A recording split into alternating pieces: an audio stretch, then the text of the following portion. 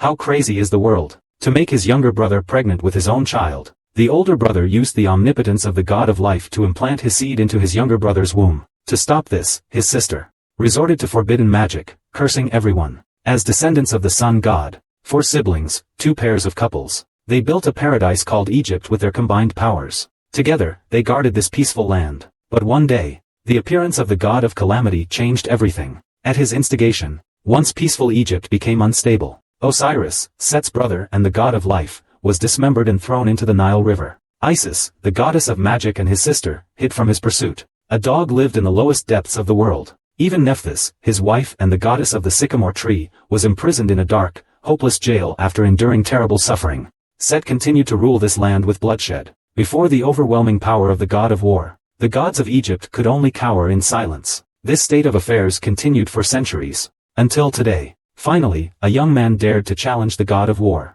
Set, upon his throne, remained unmoved. He sent his son Anubis forward to fight. But Anubis, lacking any divine power, was no match for Horus, who was already a demigod. With a single blow, Anubis was thrown to the ground. Just as Set was about to taunt the young falcon, a sharp blade had silently appeared at his throat. Behind him stood his sister, whom he had hunted for years. She was also Isis, the mother of Horus and the goddess of magic. Although a knife was at his throat, Set remained undaunted. He calmly warned Isis, "You wouldn't think this little dagger could take my life, would you?" No sooner had the words left his mouth, a sandstorm erupted, engulfing Isis. Over the years, Set had killed countless women who resembled Isis in his quest to capture her. Yet he had searched all of Egypt and still couldn't find her hiding place. He never expected her to dare to appear, to walk right into his trap.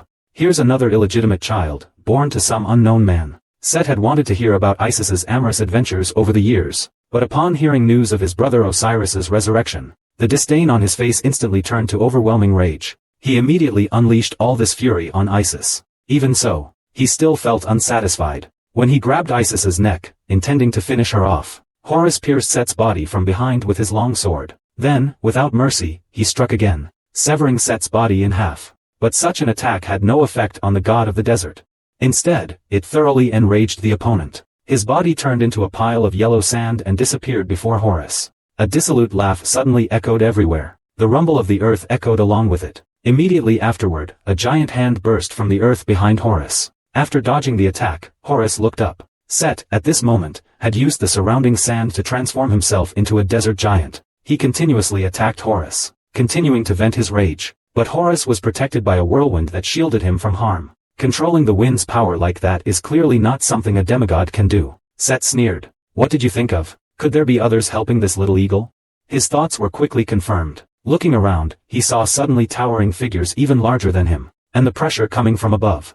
It turned out that his long-lost parents had descended to the mortal world. Nut, the sky goddess, and Geb, the earth god, were also present, along with Ma'at, the goddess of truth and justice, and Thoth, the god of knowledge and wisdom. Even Ra, the supreme creator sun god, had arrived on the scene. Set, the god of war and the desert, obeyed. He usurped the throne and abused his power for hundreds of years, causing an imbalance among the Ennead, causing deaths, disrupting order. This is to announce, the 9 Pillars Court will soon judge. A scroll, 5 meters long, details Seek's crimes over the years. Today, all the gods, including Ra, have gathered in the 9 Pillars Court. Their purpose is to jointly judge the most heinous criminal. Set, the god of war, couldn't help but laugh to the heavens. He hasn't seen such a gathering of gods in many years. It's been years since he last witnessed such a sight. The trial officially begins with the reading by the god of truth and justice, Horus, the defender of the heavens, in his capacity as the son of the Egyptian king, accuses his uncle Set of the cruel murder of his father, Osiris, usurping the throne and abusing his power for centuries afterward. But before he could finish, Set stomped through the floor. He interrupted his lawsuit. Osiris died hundreds of years ago. A dead man. How can he have a son? He mocked Horus, calling him nothing more than a bastard demigod, a mere product of Isis's prostitution. Isis trembled with rage at his words. She loudly rebuked Set. Horus is undoubtedly the son of the king of Egypt. Back then, he resurrected Osiris with the life-giving waters of the Nile. The god of the Nile can attest to all of this. Set let out a cold laugh. He dashed in front of Isis. If Osiris is resurrected, he's already desperate.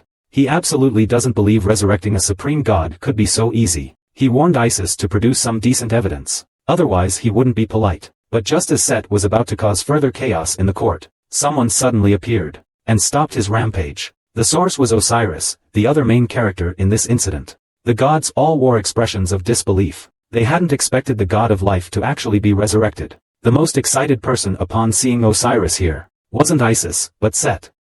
The man he had personally killed and dismembered years ago now appeared before him again. He roared in fury, striking his opponent with all his might. But in the end, it was Set who fell. It turns out that during the conflict, someone intervened in their dispute. The sun god chuckled.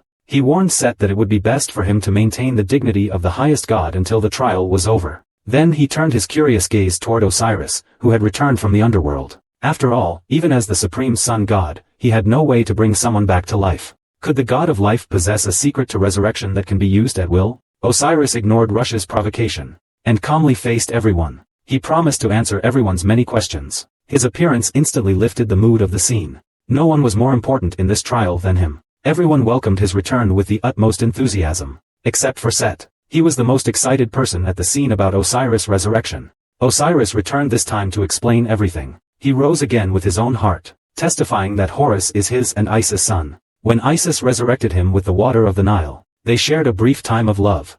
But he was already the king of the underworld, unable to remain in the mortal world.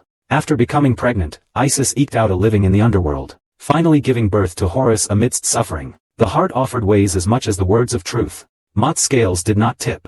Therefore, Horus is rightfully recognized as the son of Osiris. Ra watched with amusement. He urged them to get to the point. After all, what the gods wanted to know most now, it should be the truth of Osiris's murder that day, such as how he was killed, or the reason for his murder. Amidst the murmurs of the gods below, Set secretly clenched his trembling hands. That day, Osiris celebrated Set's triumphant return. They were drinking together in the room. They chatted happily during that time. However, when he woke up, he watched helplessly as Set was cutting up his own body. But this made Ra a little suspicious. Although Set's magic sword possessed invincible power, but Osiris back then was the god of life, possessing an immortal body. Even Ra, the sun god, couldn't contend with him. Yet he died a horrible death at the hands of Set without putting up any resistance. Doesn't that seem a little strange? In Isis's opinion, it was utter nonsense. Osiris is a victim in this incident. Such false accusations will only increase the victim's suffering.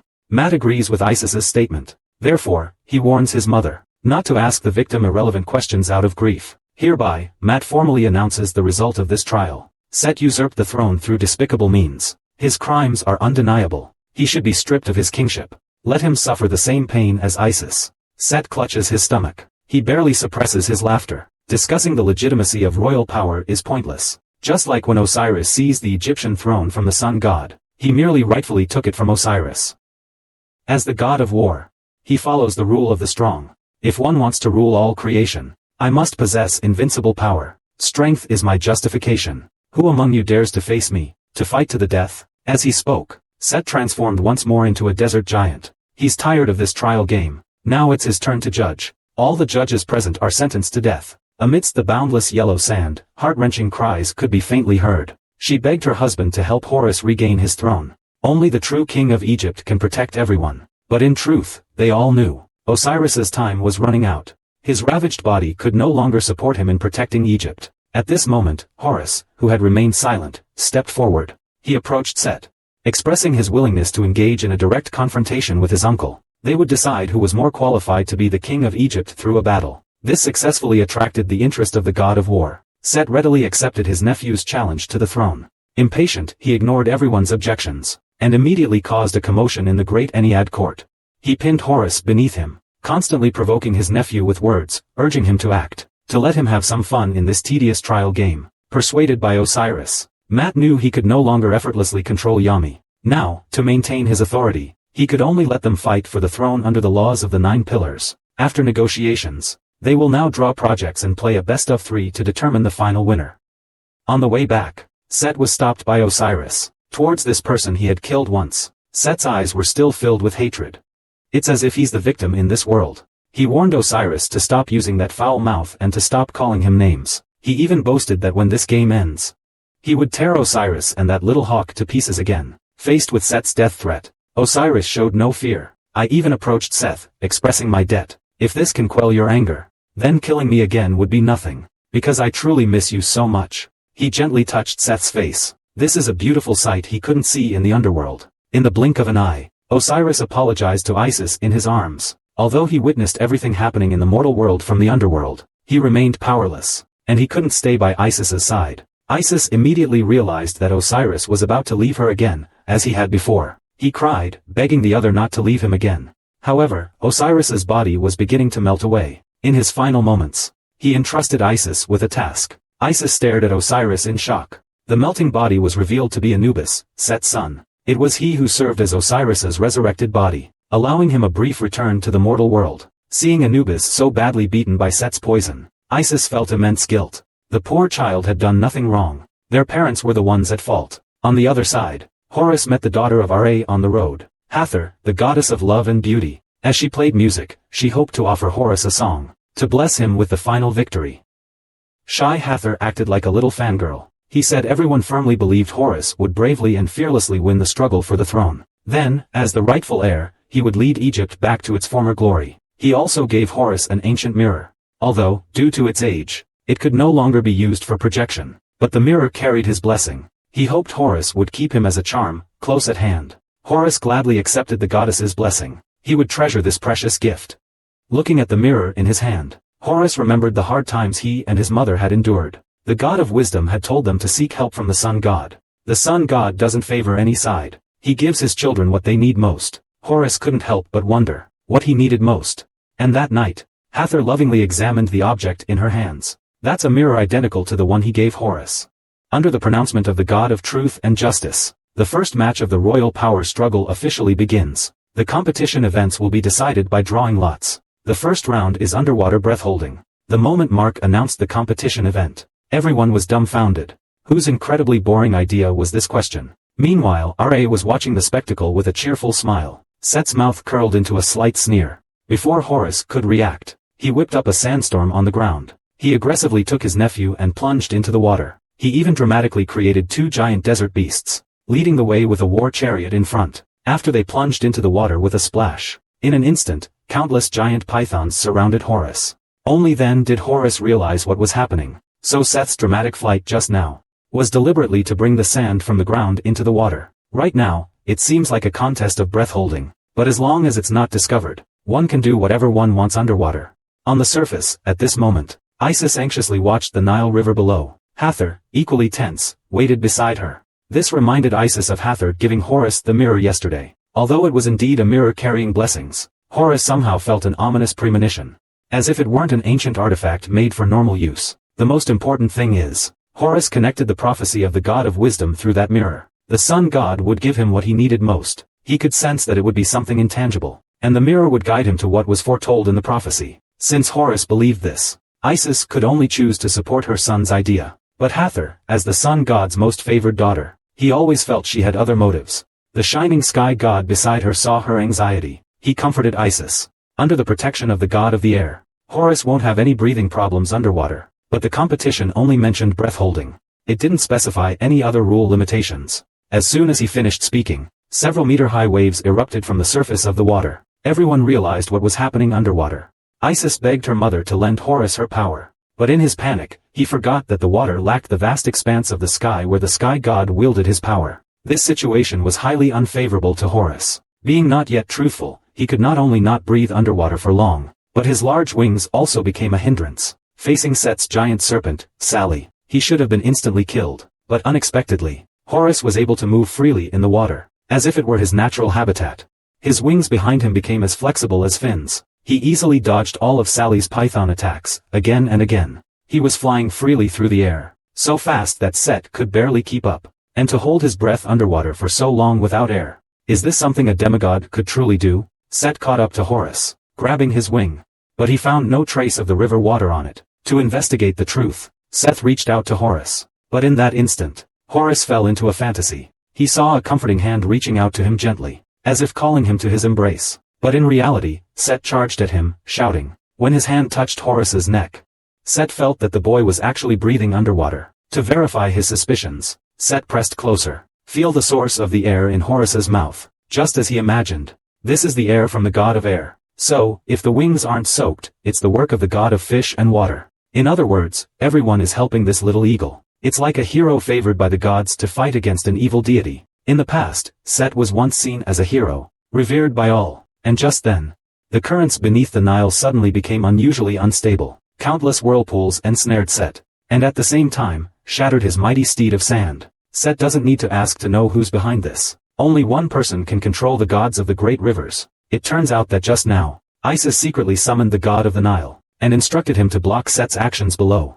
to reclaim what is rightfully his. Isis had sworn to win against Set, by any means necessary, but just then, a rumbling sound shook the ground beneath their feet. Then, the entire desert nearby began to move, as if to bury the river. Seeing the scale of the chaos, now Horus knew that even with the god's help, he had nowhere left to run. A slight smirk played on his lips. He exclaimed, "Uncle truly lives up to his name, the god of the desert." With the river buried by the desert, the contest was thus concluded. Matt announces the results of the first match to the gods. The winner is War, and the god of the desert, Sekhmet. How insane was that desire? Because, based on his brother's beauty, the older brother used the omnipotence of the god of life. It took away the seed of his lasting descendants. It cultivated him into a flower of its own, and kept him by its side forever. The sister endured for 100 years, just to stop all of this. Now, he returns with his son, launching revenge against his younger brother. Seth, bearing the infamy of an evil god, honorably won the battle for the throne. Yet the high and mighty creator gods used despicable means to conspire against him, each with their own ulterior motives. None of them were actually good. Even the goddess of love and beauty, seen by the world as a symbol of beauty and elegance, secretly has a terrifying side unknown to others. Late at night, Hathor, clutching a mirror, paced anxiously in the corridor. After losing the first battle, Cruz seemed to have made up his mind. Even if the consequences are huge, Hathor decided to claim him. Just as he was anticipating what would happen next, he happened to run into Sek, who was passing by. Hathor's elaborate attire in the middle of the night and his frantic running around, as well as his suspicious act of hiding the mirror, Set had been watching closely. He was certain that the other person was holding something shameful. So, Set forcefully snatched the mirror from Hathor's hand. It was an ancient mirror with intricate patterns carved on the back. On the left side of the pattern was Hathor, the goddess of love and beauty. To his right was the god of calamity, Seth. Meanwhile, Horus was reviewing his loss in the first match. He had a chance to defeat Seth today, but some images suddenly flashed through his mind, causing him to hesitate at that moment. He missed his chance at victory. Just as Horus was unsure whether he was agonizing over it or reminiscing about what had happened, a sudden anomaly in the room pulled him back to reality. The mirror, quietly resting on the table, seemed to have just flashed. He initially thought it was just an illusion, but the moment Horus picked up the mirror to examine it, he was surprised to find the mirror, which was originally unusable, unexpectedly showed Set's face. These two mirrors seemed to have some unknown function and connection. In the moment when Horus was stunned, he suddenly found himself in a completely dark, unknown space. The mirror in his hand had also disappeared. At that moment, a voice in the darkness asked him who he was. When Horus told the other person that he was the son of Isis, the prisoner was particularly surprised to hear the name Isis, because this person was Isis's sister, Nephthys, Set's wife, who was also imprisoned in the dungeon. But this clearly wasn't an underground prison. The cautious Horus did not let the other person approach him easily. He thought this might be a trap or illusion created by the mirror. When he heard that Horus had also encountered that mirror, Nephthys immediately understood that Horus had a similar experience to her own. He had also been trapped in this empty space because of that mirror. He didn't know why things had turned out this way. Standing at the closed door, he clearly saw that another Nephthys was in love with Sekhmet. Yes, the Nephthys outside is a fake. He here is the true god of harmony. He should have noticed it already. This is a mirror world. Is there any need to prove that what I said is true? He believes that Horus's intuition has already explained everything. If he still wants to learn the truth from him, he can also reveal the entire story. Meanwhile, Nefertiti, who is locked in the dungeon, seems to sense something. She screams in agony, clutching her battered body. Anubis, who rushed over after hearing the sound, immediately asked about his mother's condition, but the response he received was his mother's resentful gaze. It turns out that Nephthys sensed something was wrong outside. She questioned her son about what he had done. Anubis lowered his gaze in dejection. He truthfully recounted everything that had happened outside. He believes Osiris's son will win the struggle for power, finally leading everyone to restore order to Egypt. By then, Mother will no longer suffer. But Nephthys doesn't care about her own. Like a madwoman, she questions Anubis about why he betrayed his father. From grief to resigned acceptance, Anubis only needed a moment. He would no longer argue with his mother about these meaningless things, because from the moment he returned from the underworld, he had severed his father-son relationship with Set. He had once thrown himself into the waters of Tuat, the path to the underworld. However, death was not beautiful. After suffering the pain of being torn apart, he regretted it. But the water of Tivit neither flows downstream, nor can it flow upstream. in his most desperate moment. It was Osiris who saved him. Anubis was reborn and regained his faith there. It was from that moment on that he understood that what he needed to do was help Lord Osiris reclaim the throne of Egypt. Even if it meant betraying his own father, he would do it without hesitation. At that moment, Nephthys saw clearly. Just now, Anubis's body clearly grew larger. He recalled that once, in a certain moment, Anubis's body had suddenly grown at an imperceptible speed. Perhaps he now understands why his son's body has never been able to grow into a god. Nefertari decides to stop interfering with her son's actions.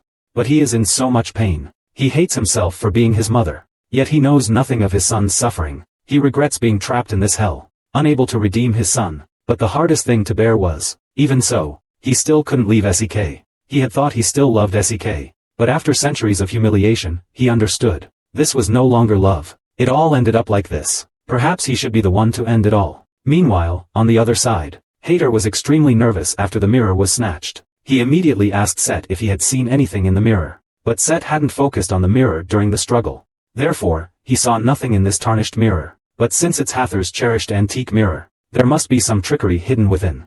To get the mirror back, Hathor even wanted to alarm the sun god. Set was immediately displeased. Could he possibly be afraid of a god who becomes so vulnerable at nightfall? He jokingly said he would smash this mirror to smithereens. But no one expected that Hathor's eyes would suddenly flash with a fierce light at this moment. Immediately afterward, his whole body erupted in an astonishing blaze of flames. Even Set, who was used to witnessing grand spectacles, I couldn't help but jump in fright, watching Hathor's hurriedly retreating back and my own scorched hand. He hadn't expected that the little girl was secretly hiding such terrifying flames. As the mirror fell to the ground, Horus stood there dumbfounded. He forgot how he got back. I don't know where Nephthys is at this moment.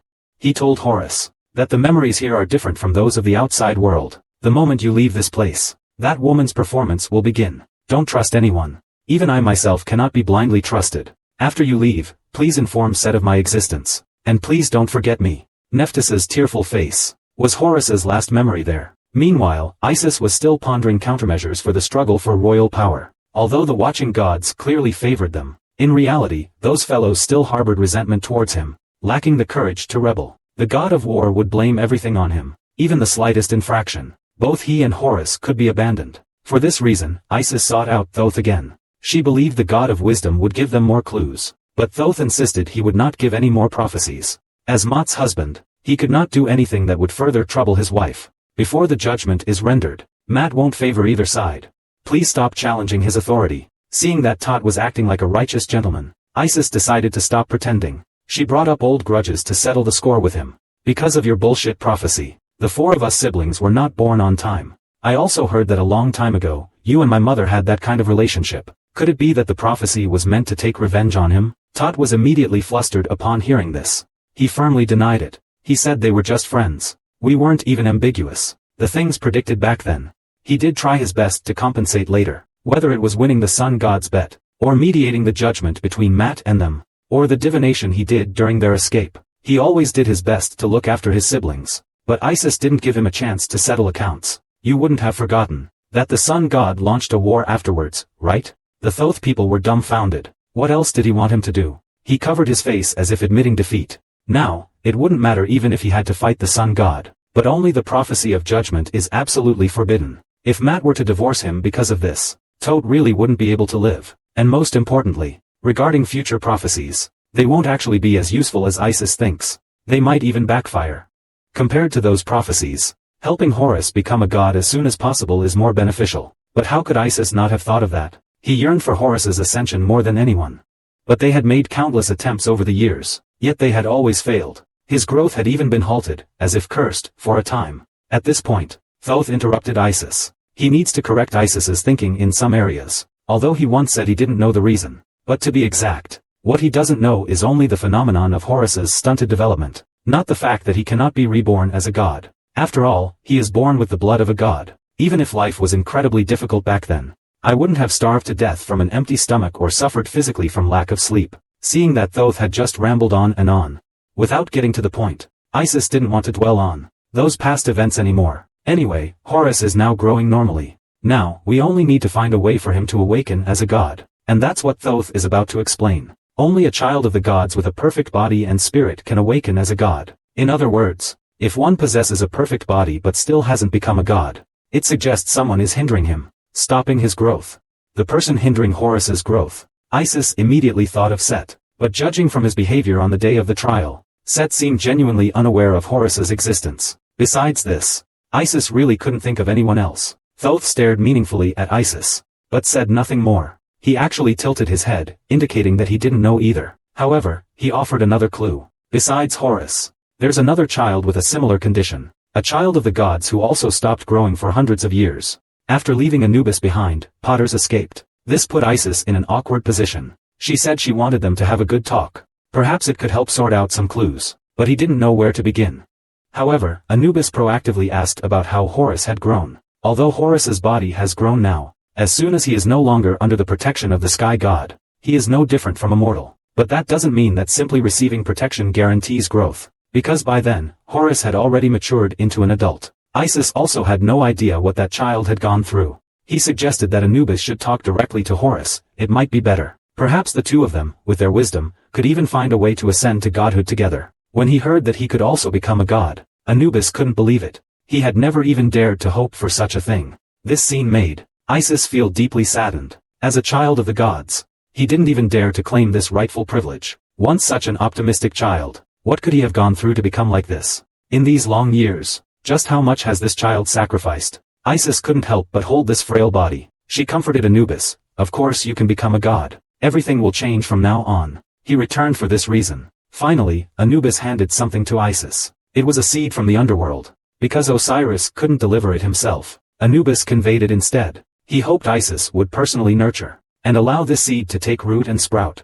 Looking at this gift from the underworld, Isis showed a heartfelt smile.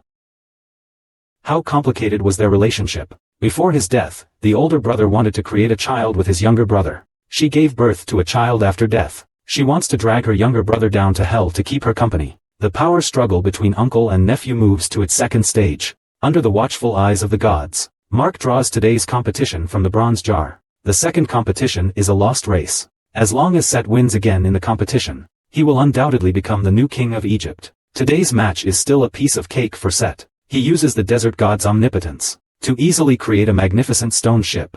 Set is quite pleased with his masterpiece. But Horus, on the other hand, is still using the most primitive quarrying methods. At this rate, I don't know when he'll finish. Set suggested to his nephew that he use his birds. Maybe they could peck faster. Horus ignored his uncle's taunt. He continued to swing the Crusader's cross with all his might. After doing nothing, Seth coldly snorted. He raised his mace and slammed it heavily onto the ground. Several desert slaves immediately crawled out from under the ground. They obeyed his orders. They lifted the stone boat to the riverbank. After all the preparations were complete, Seth abandoned his young nephew and took off first. He quickly and smoothly reached the middle of the river. Half the race was done. However, at this time, suspicious smog drifted in from above. The smog also contained some unknown dust. While he was stunned, Horus had already caught up to him without him noticing. Even using the power of the wind he controlled, he was about to overtake him. Seeing this, Seth raised his hand and waved. A giant sand serpent immediately shot out, attacking Horus' small sailboat fiercely. However, the moment it emerged from the water, the serpent instantly dissolved.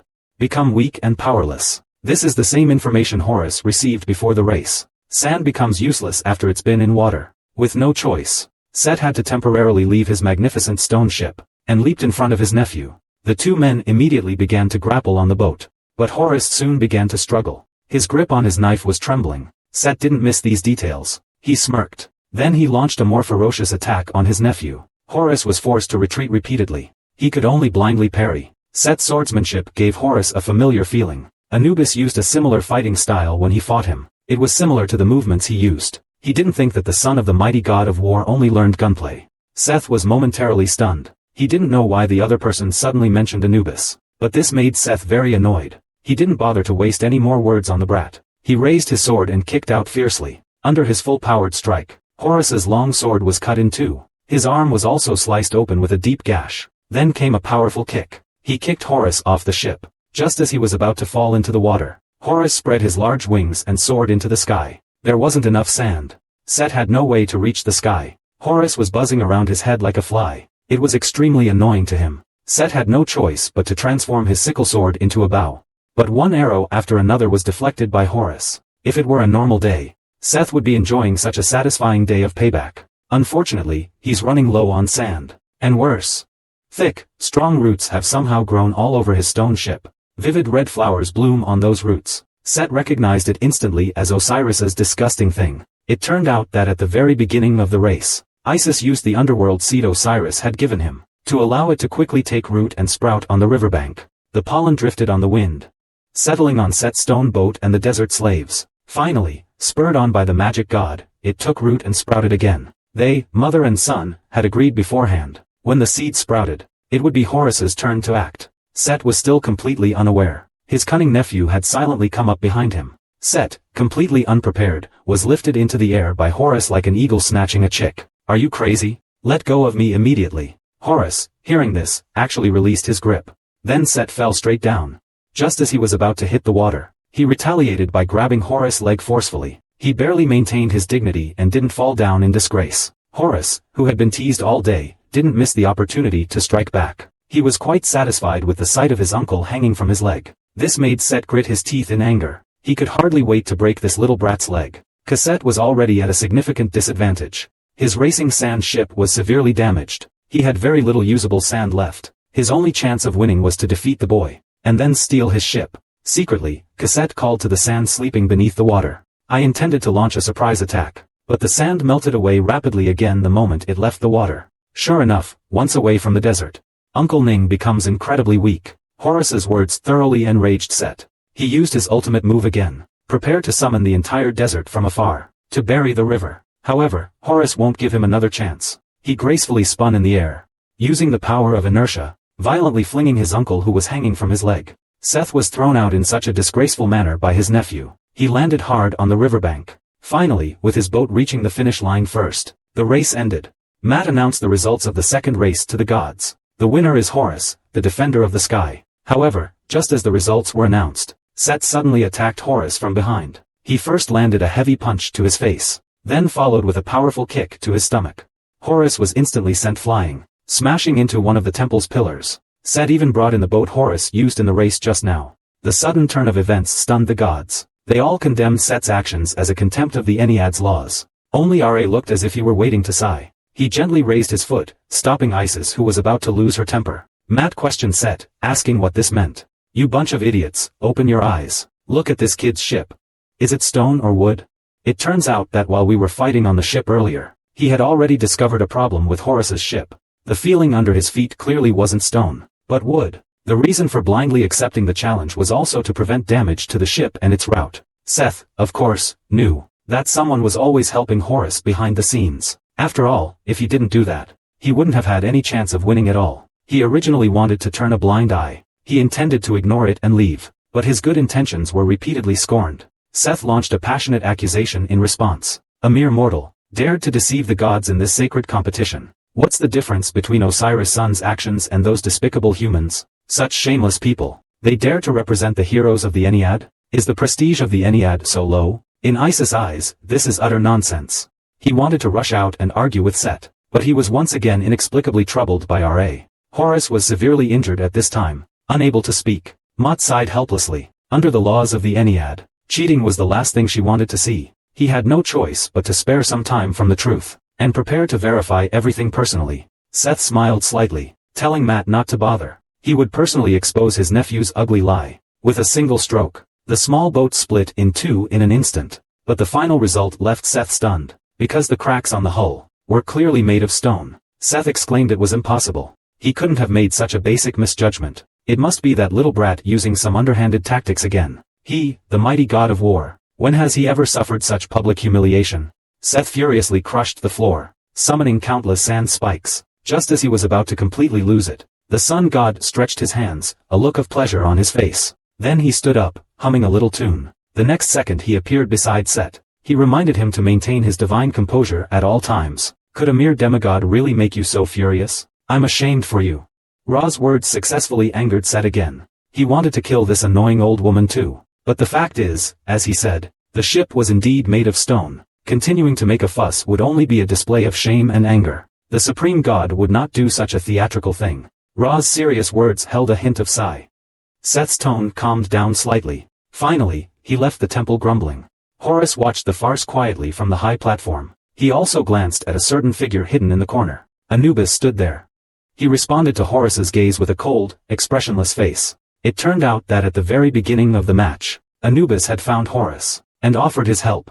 As a being of the sky, he could easily avoid the notice of the gods. The method is simple and brutal. Just borrow a ready-made wooden boat for Horus. Simply coating the boat with a layer of lime will disguise it as a stone boat, and there's no need to worry about others being discovered. An identical stone boat will be docked at the finish line. Just be the first to reach the finish line. Under the protection of the sky god, using a wooden boat would also be more advantageous for Horus. Anubis knew very well that Set would not allow his opponent to take the lead. He would definitely attack Horus. Although his sand particles would still be effective in water, but due to the weight and viscosity of the water, it makes it difficult for the sand particles to detach from the water. Therefore, as long as Horus finds a way to bring Set into the air, his combat power will naturally be greatly reduced. Water is the only weakness of the god of the desert. This is also the reason why the 9 pillars set up so many water-based challenges. To avenge his brother, he climbed into his nephew's bed in the middle of the night, but the fledgling demigod unexpectedly displayed superhuman abilities. This was the first time Set experienced defeat, and he lost to a mere, inexperienced demigod. The reason for this outcome? His son's betrayal. Anubis sought clues to become a god. He used the advantage of his mortal form to deceive the gods. He secretly provided Horus with great help, but after the deed was done, Anubis did not feel the thrill of victory. He sat alone in the temple. I'm pondering what Horus said to me. In my opinion, you remain indecisive. I can't see your personal will. You'll never become a god like that. After his defeat, Set finally recalled everything during a thorough review. Horus's ship was the gift he gave his son all those years ago. Beautiful memories resurfaced in his mind.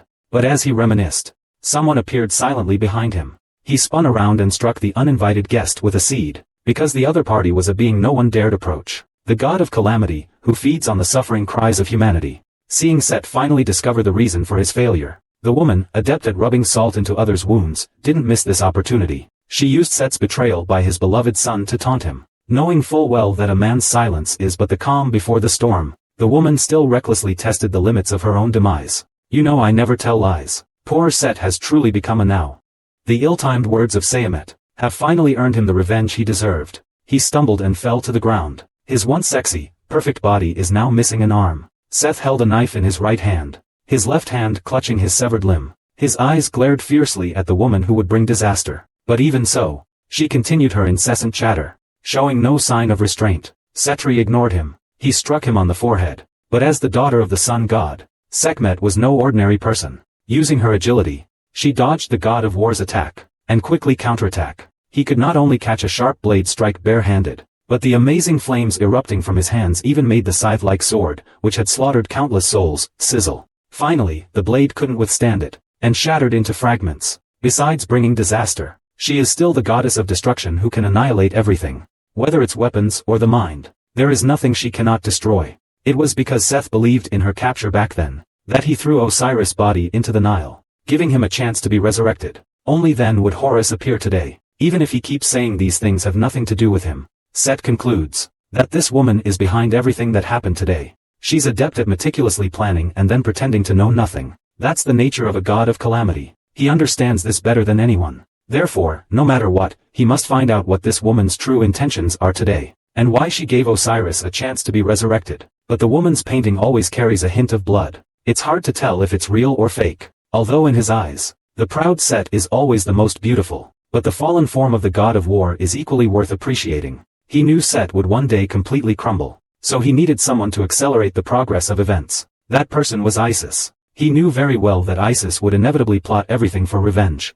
And he knew that Set, too, was looking forward to that day. Horus's appearance gave Set a chance to end it all. Nephthys and Anubis could also escape his tyranny. Such a rich imagination. Set scratched his head, feigning indifference, trying to dismiss this as women's nonsense. But every word and every sentence from the other person keeps digging deeper into Set's heart, whether it's the pain, the cries, or the loneliness and isolation. As the god of disaster, he can empathize more keenly than anyone else, because these negative emotions are his spiritual nourishment. All along, he knew all of Set's untold emotions and past. This was also his reason for sacrificing himself. He believed the chance to avenge Osiris lay with that boy, a chance for Set to sweep away all his anger. He could unleash all the things he couldn't bring himself to do to Isis upon that boy. He believed no one knew better than Set how to humiliate a proud man. Meanwhile, Horus was still reveling in his victory, but upon seeing his injured arm, a trace of doubt remained in his heart. He didn't understand why his uncle had passed up such a golden opportunity to eliminate him. In Isis's eyes, that's utterly stupid. No matter how much a tyrant follows the rules, they will never gain acceptance. But is winning the competition like this truly righteous? Horus knew his mother was determined to seize power from the very beginning. She allowed the Ennead to add items to the competition that were unfavorable to Set. There's also the clue about becoming a god to bribe Anubis Beji. His father's words, Horus, completely enraged Isis. She never expected that her son would have such naive thoughts. This is not a competition fought for honor. This is a war where victory must be achieved at any cost. This battle concerns more than just them, and the fate of all Egyptians. Horus understood their plight and his mother's tireless efforts. He was simply disheartened by his own helplessness, by his dependence on others. That night, after removing his headdress, Horus was about to rest, when he suddenly sensed an ominous presence. He subconsciously glanced at the box sitting quietly in the room. Since escaping from the mirror world last time, he had hidden the suspicious mirror away. He thought he was just overthinking. But after he fell asleep, the unexpected still happened. In the darkness, a clump of yellow sand silently burrowed into his bed. By the time Horus reacted, Sekhmet was already sitting on top of him. This was truly beyond his expectations. He had thought his uncle would only send assassins to cause trouble. I didn't expect the god of war to come in person, Seth admitted. He had been too ruthless to his young nephew lately. His purpose in coming here tonight was to improve their uncle-nephew relationship. But Seth had already left a strange impression on Horus. He felt unusually comfortable today. That's even harder to believe. Actually, I bear you no grudge. You only erred in being Osiris's son. Hate me all you want. While speaking, Set used the yellow sand to restrain Horus's movements. He still had his neck cruelly pinched, a slight smirk on his lips. The angle showed Seth's determination. However, just as he was about to act, the suspicious mirror once again displayed its eerie, patterned power. The god of calamity's expression on the right began to slowly change, knowing it would bring disaster. They even cut off my arm. I knew I would regret it, but I still chose to seek revenge. Seth, don't hate me. This was all your own choice. A sudden, excruciating pain pierced my heart. Make him stop. While he was still stunned by this, Horus actually broke free from the sand's grip, and even seized the initiative, pinning Set beneath him. And he was breathing heavily. Something seems a little wrong. What's even more outrageous is, he suddenly attacked Seth.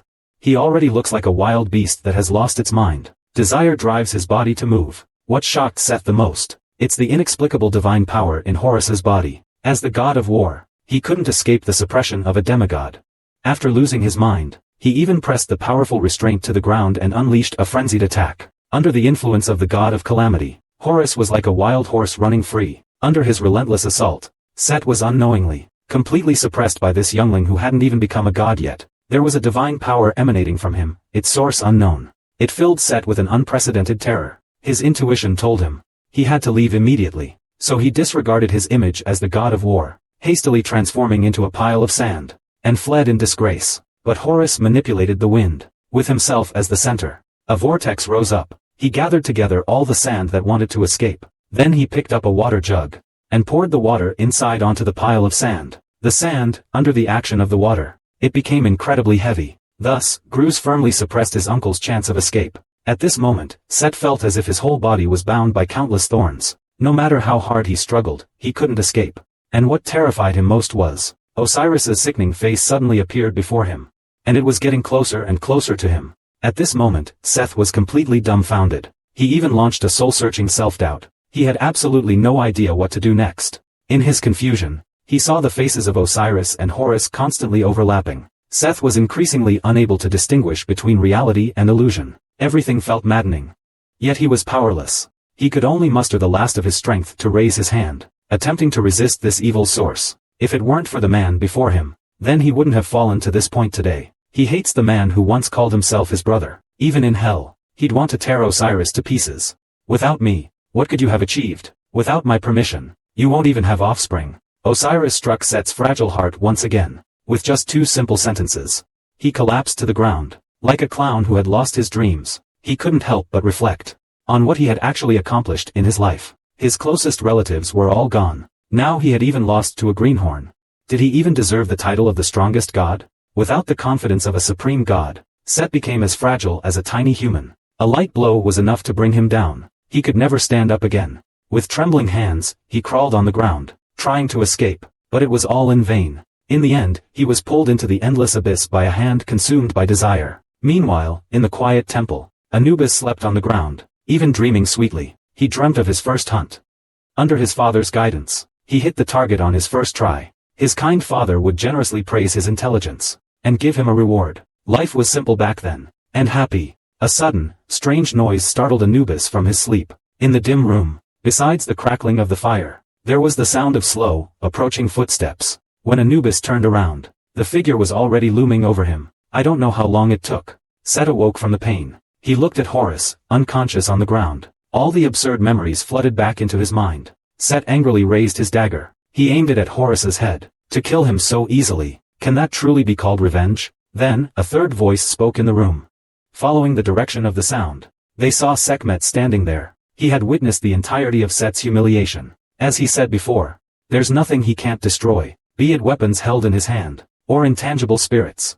Seth immediately turned his furious anger towards the woman who brought this misfortune. The moment Sekhmet appeared, he understood immediately. The stabbing pain in his head a moment ago was this woman's doing. It turned out that there was something on Seth that even he himself didn't know about. Osiris had planted something interesting on him. Sekhmet merely watered the soil Osiris had left behind. He only touched it very lightly. After all, this is a natural strength of the god of disaster. Set didn't want to hear what that woman was saying. He raised the large knife in his hand and swung it. But he was no longer the war god who could sever someone's arm with one blow during the day. He was weak and powerless now. Samet could easily close the distance and approach him. She shamelessly toyed with his trembling hand. Now, he was as fragile as a human. He had just been humiliated by a brat barely out of childhood. Why are you trembling? Do you need me to tell you, Sek? Osiris planted something in you. An enraged man, piercing a woman's body, along with his own. He didn't want to hear of its existence. He refused to admit that a dead man had made him vulnerable. This was Set's last dignity as the supreme god. After taking down Sekhmet, he turned to look at Horus again. Whenever he recalled those unbearable memories, his hands would tremble uncontrollably. Just as he was determined to take revenge, a loud scream came from outside. Set immediately recognized that the voice belonged to his son, Anubis. Without a moment's hesitation, Seth immediately abandoned his thoughts of revenge, and followed the sound. After he left, Sekhmet slowly sat up. He coughed up blood, mocking himself. He mercifully gave Seth a final chance to learn the truth. But the proud man kicked away this precious opportunity. However, his game wasn't over yet. He woke Horus up naked.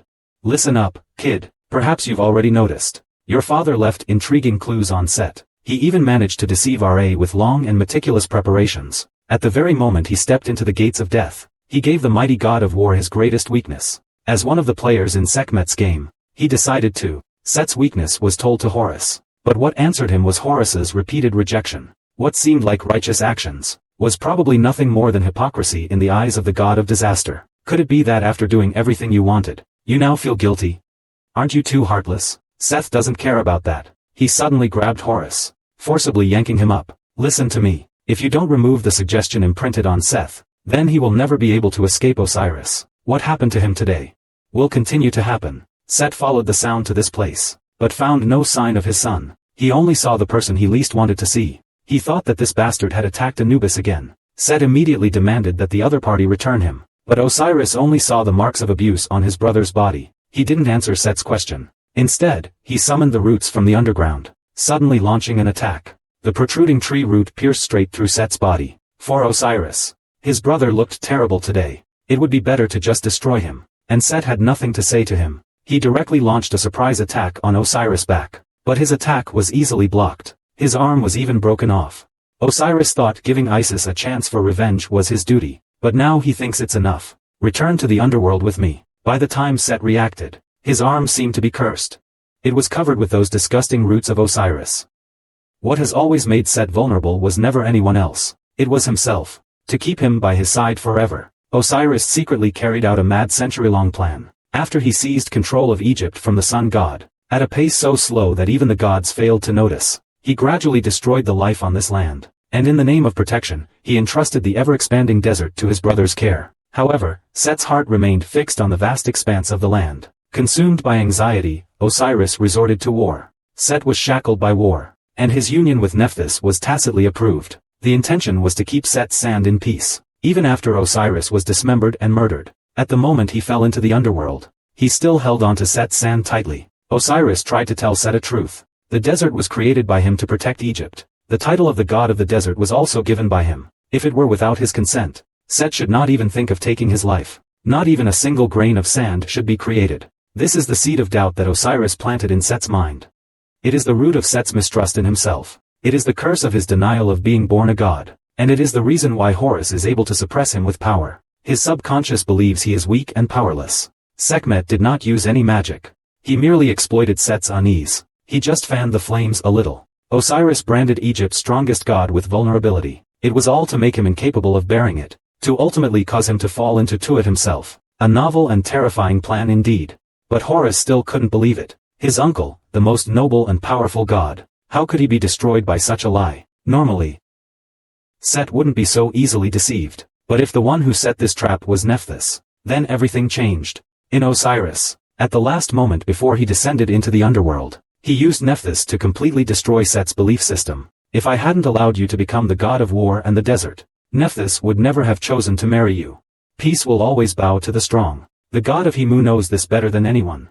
He instinctively understands where true peace truly comes from. That's why he chose to father a child with me, not you. He was deceived by his most trusted brother and wife for centuries. They treated their son as their own, and cherished him as he grew up. The happy look on their faces as they believed themselves to have the world's happiest family. Sekhmet couldn't help but laugh every time she thought about it. The gods all blamed him, the god of destruction, for cursing Egypt. Little did they know that the god of life and peace was the true source of the disaster. But Chorus remembered the bronze mirror. He believed that the woman was the cause of everything, trapping the real Nephthys in the bronze mirror, and then using a fake Hemu god to stir up this bloody storm. Sekhmet didn't expect this kid had also entered the mirror world. This, however, made it more interesting to him. If the person in the mirror is real, but the ones outside are the fakes, so the real Horus and Nephthys should still be trapped within the bronze mirror. Conversely, you are the imposter right now. That's why you would humiliate Seth without hesitation. After all, you're just a fake. You can do whatever you want. This terrifying yet plausible explanation startled Horus.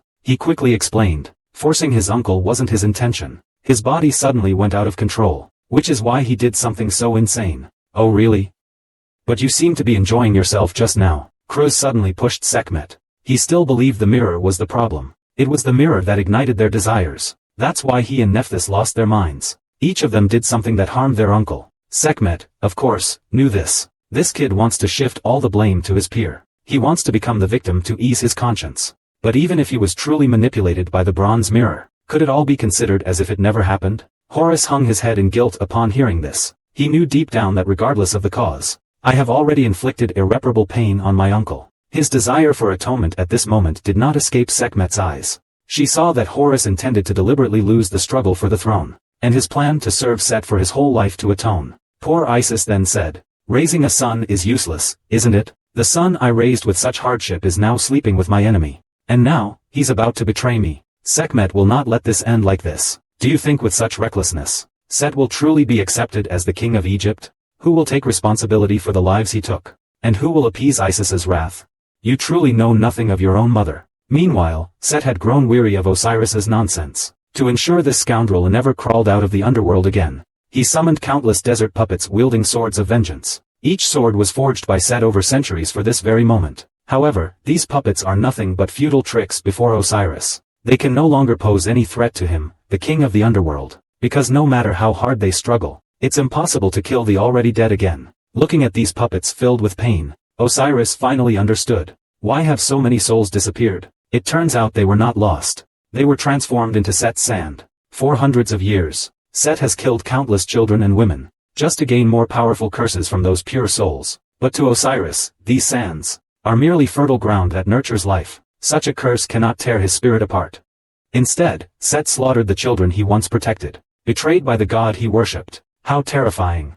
Seth has had enough of this guy's superior attitude. Humanity offers everything to the god in the envelope. Wasn't it this guy who told me? All this tragedy stems from you. These souls will all take revenge on you. My foolish brother. They never cursed me. It was you. One day, you will regret abandoning those who once loved you deeply. Before Set, only this guy is unworthy of saying such things. Osiris, every word and action fills him with utter disgust. He angrily chopped off the other person's arm. The only one who will later suffer heartache and deep regret will be you. Even with a knife already at his throat, Osiris was still saying his nonsensical words. However, at that moment, A bolt of lightning struck the scene, forcing Set to retreat. Isis, staff in hand, glares fiercely at Set. You fool! Do you know whose arm you just cut off? At this moment, Set's eyes were completely blinded by hatred. He was completely unaware that he had been targeting the wrong person for revenge all along, until a child appeared by Osiris' melting body, looking at Anubis lying on the ground, missing an arm. At once, At's murderous demeanor vanished. He seemed to realize how terrible a thing he had done. But he still couldn't believe his own eyes. I could only stand there dumbfounded. The truth behind it all is finally about to surface. Whether it's Osiris's insane plan, kept secret from the gods for 1,000 years, or Anubis's true origins and Nephthys' betrayal, everything behind this is finally about to be revealed. But Set never expected. Isis knew all along. Blinded by hatred, Set even killed his own son. Luckily, Isis intervened, barely saving Anubis's life.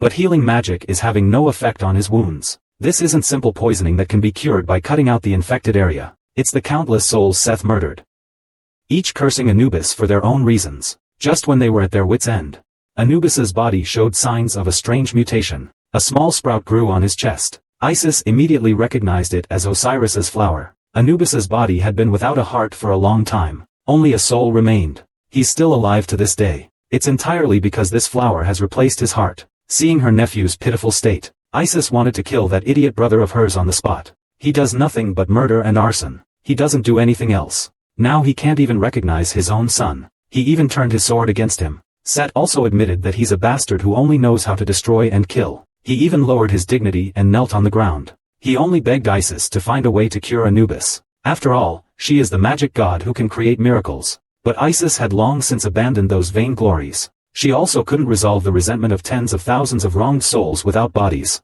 Now, all she could do was ease Anubis's suffering before his death. When this flower withers, it will be the day of his death. Now, no one but Osiris can save his life, unless a new body can be obtained. As long as Anubis awakens as a god, he can be reborn with a divine body. Lost hearts and severed arms will regrow. Set carefully carried Anubis back to his room. As a father, he had made up his mind. If he eliminated Osiris, then Anubis would disappear with him. On the contrary, as long as he gives up everything and enters Tuat, Anubis will have a chance to live on. This is Osiris's perseverance. He used his hand to cut off Anubis's arm, achieving the best defense without any weapon. In an instant, he made a calculation so meticulously thorough it was sickening. A dead man can still toy with him as if he were nothing. Seth couldn't help but marvel at how extraordinary and insane Osiris was. He had just told Anubis, "From now on, do whatever you desire. If you want to become a god, then become a god. If you want to kill me, then come and kill me." But that doesn't mean he will obediently accept death. He is simply doing everything he can for his own goal. Although he pretends to be indifferent and unconcerned, anyone can tell that it is a father's love, willing to sacrifice everything for his son.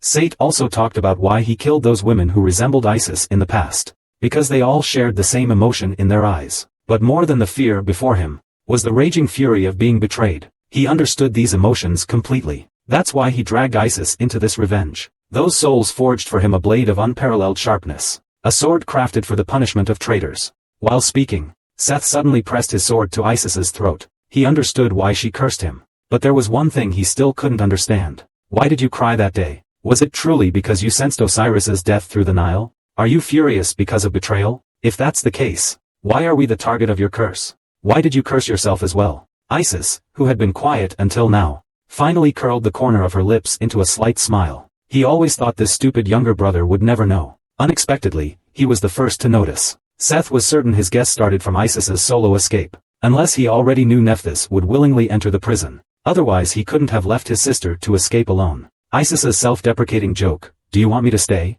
Do you want me to become your sacrificial offering, like those women, to forge your sword? Or are you suggesting that we, the poor souls betrayed, form a revenge alliance? Or do you want me to become your queen, to solidify your royal power? Is that why you made the request to share a bed with me?" Isis suddenly grew cold-eyed. "I'm not joking, I won't cooperate with you. Do you think I'm crazy? Because of you, we've been cruelly tormented in the lowest depths for centuries. All my pain and misfortune stem from you. And Osiris's current madness is also because the one he's always longed for is not Nephthys." Instead, Seth almost couldn't believe his own ears. He emotionally grabbed Isis, questioning him why, knowing everything, he had turned a blind eye. "When exactly did you know?" That night, Isis found Nephthys kneeling on the floor in the temple. She was crying her heart out. Her face was full of self-reproach as she apologized to Isis. She even wanted to atone with her death. While Nephthys explained the truth about Anubis's birth, Osiris was drinking alone in his room, waiting to execute the plan he had been preparing for years. At this moment, Set suddenly stormed into his room with great force. Without saying a word, he first slashed through his finger and the wine glass.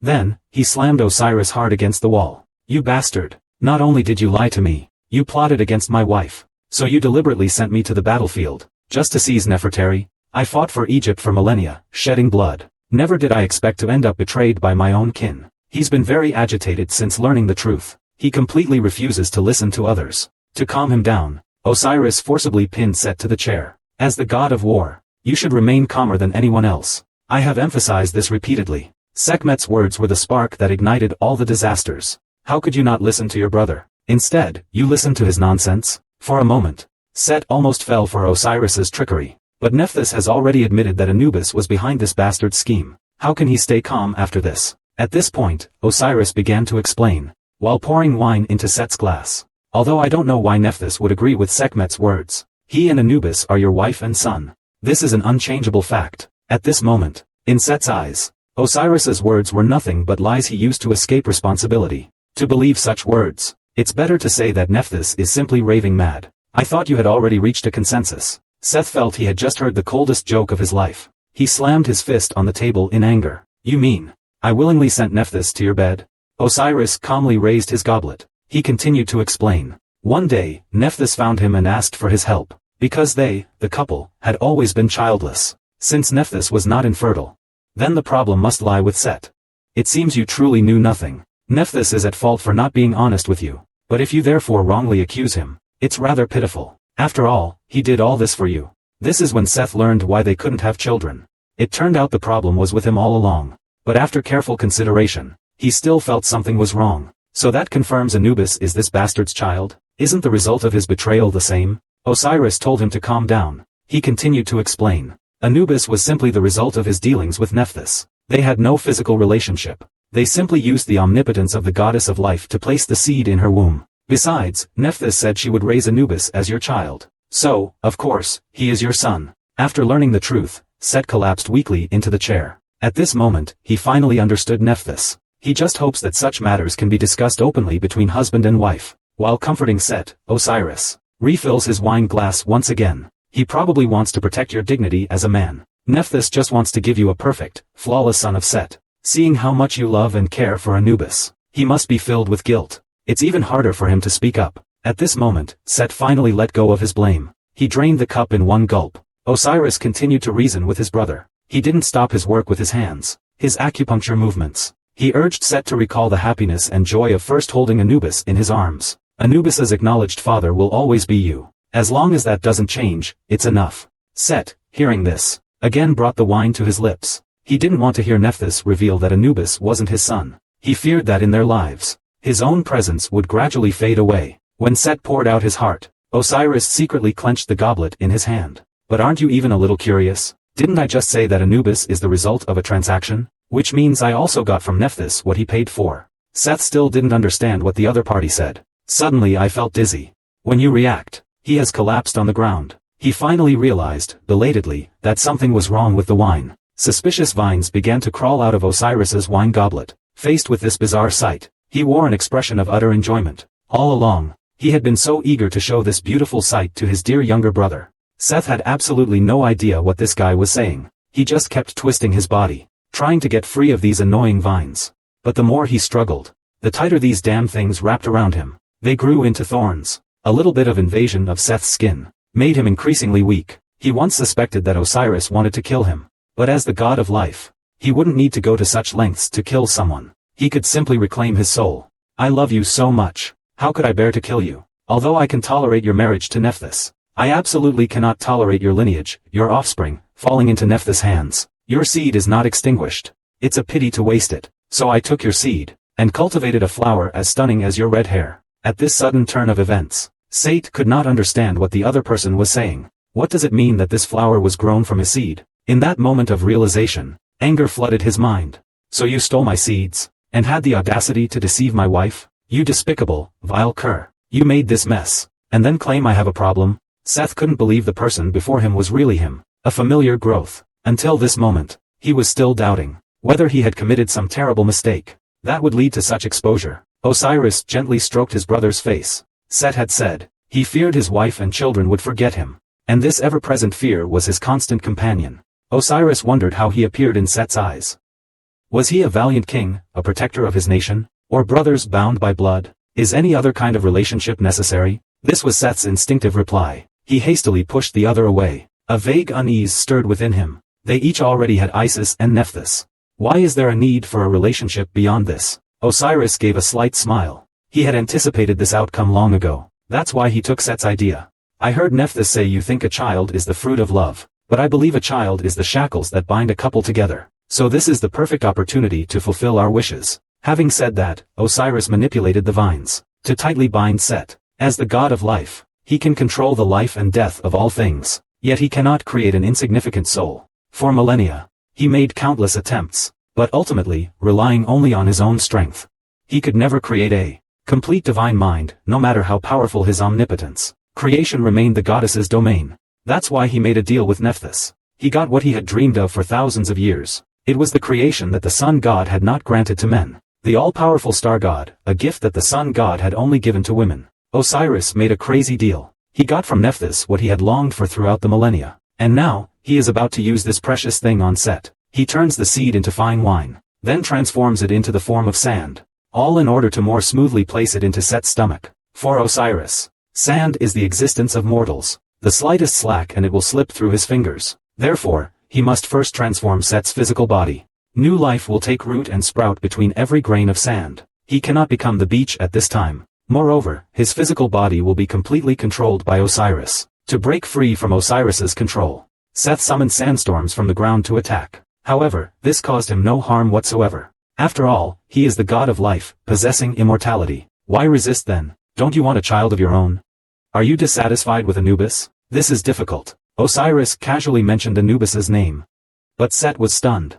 A subtle unease rose in his heart. Osiris's hand now held a box, neatly containing 4 clay jars. Seth trembled uncontrollably, staring at the jars. He could barely speak.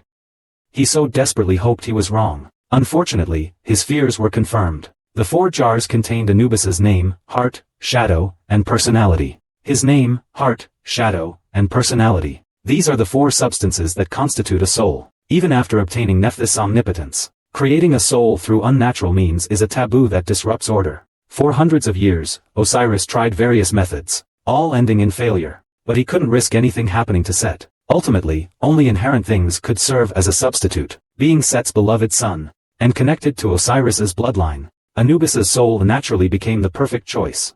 So he removed the useless physical body, preserving the 4 substances that constituted the soul. It was all to make Anubis the soul of their child. Even though he already knew he wasn't his biological son, Set acted more like an old father about to lose his child. How could you do this? He's your son. The child we raised together as brothers and sisters. The hysterical screams couldn't awaken an ounce of humanity in Osiris, that madman. You needn't worry. Anubis isn't dead. He's simply living in a different way. Set forcefully broke free from his bonds. He struggled to crawl towards the 4 fugitives containing Anubis's soul. He desperately embraced them. Osiris, the Mad King, watched with wide eyes from the side.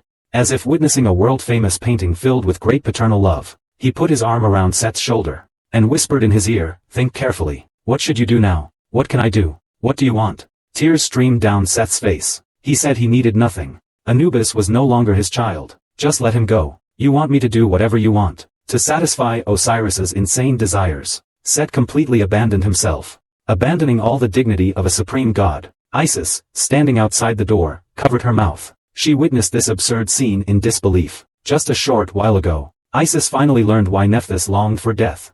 He struck his sister hard across the face. The headdress, symbolizing the sycamore, fell to the ground. As a god of the sycamore, he had brought so much misfortune upon himself. Without my permission, don't even think about dying so peacefully. Suffer in hell. Until I'm satisfied. Having said that, Isis recklessly left the room. Now the most important thing is to stop that hot-headed fool from causing more trouble. This happened. Set didn't come to her immediately. Isis was very worried about how things would turn out. What good would that stupid younger brother do going straight to Osiris? He'd surely just be deceived by sweet words. Isis was still thinking about how to quell this situation. He had no idea what he was about to witness.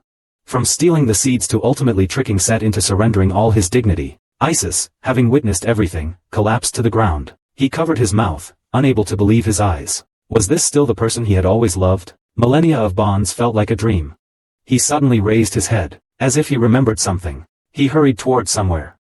He finally stopped in front of a room. Anubis was lying inside. His soul was slowly returning to his body. Osiris's son. In Isis's eyes, he was the source of all calamities. Killing him would eliminate all the troubles. Just as Isis raised her dagger towards the child lying in bed, past memories suddenly flooded his mind. That's Anubis as a child. In his big, watery eyes, everything was so innocent and pure. The falling dagger stopped at this moment. Why in the end?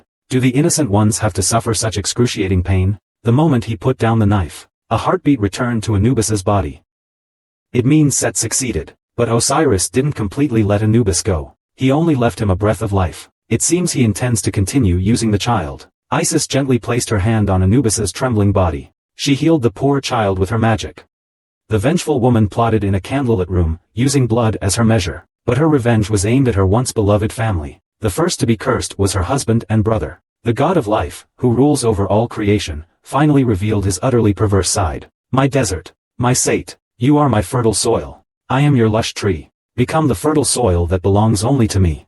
My body is awakened once again. The second person cursed was his brother. The high and mighty god of war fell prey to his desires, unwilling to sacrifice his dignity, only to protect his son's remaining soul. The third person cursed was his sister, the goddess of harmony, trapped in the vortex of chaos. Driven by self-reproach, he sought death, self-immolation, all to atone for his past self. In the end, he didn't even spare himself, because he couldn't forgive himself for still loving his husband. He cursed himself, to never receive Osiris' love. A once loving family fell apart overnight. As the person closest to the truth among the four, Isis didn't choose to protect themselves or save the other three. Instead, they chose the most extreme form of revenge. They swore on their own life. Which of the four? Do not expect to get what you wish for. As the spell was completed, the first to be affected was Nephthys. The flames that had been burning on her suddenly extinguished. Having failed in her atonement, she will only live on in painful self-blame. This is the curse of Isis. His furious rage exceeded everyone's imagination. This is why Sekhmet said Horus didn't understand his mother. No one knows what it was like for Isis to raise Horus.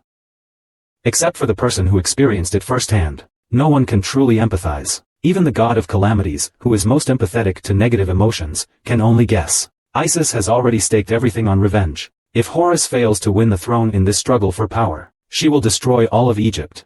Horus cannot believe his mother would independently plot such a terrible scheme. He has always been by his mother's side and never heard of it.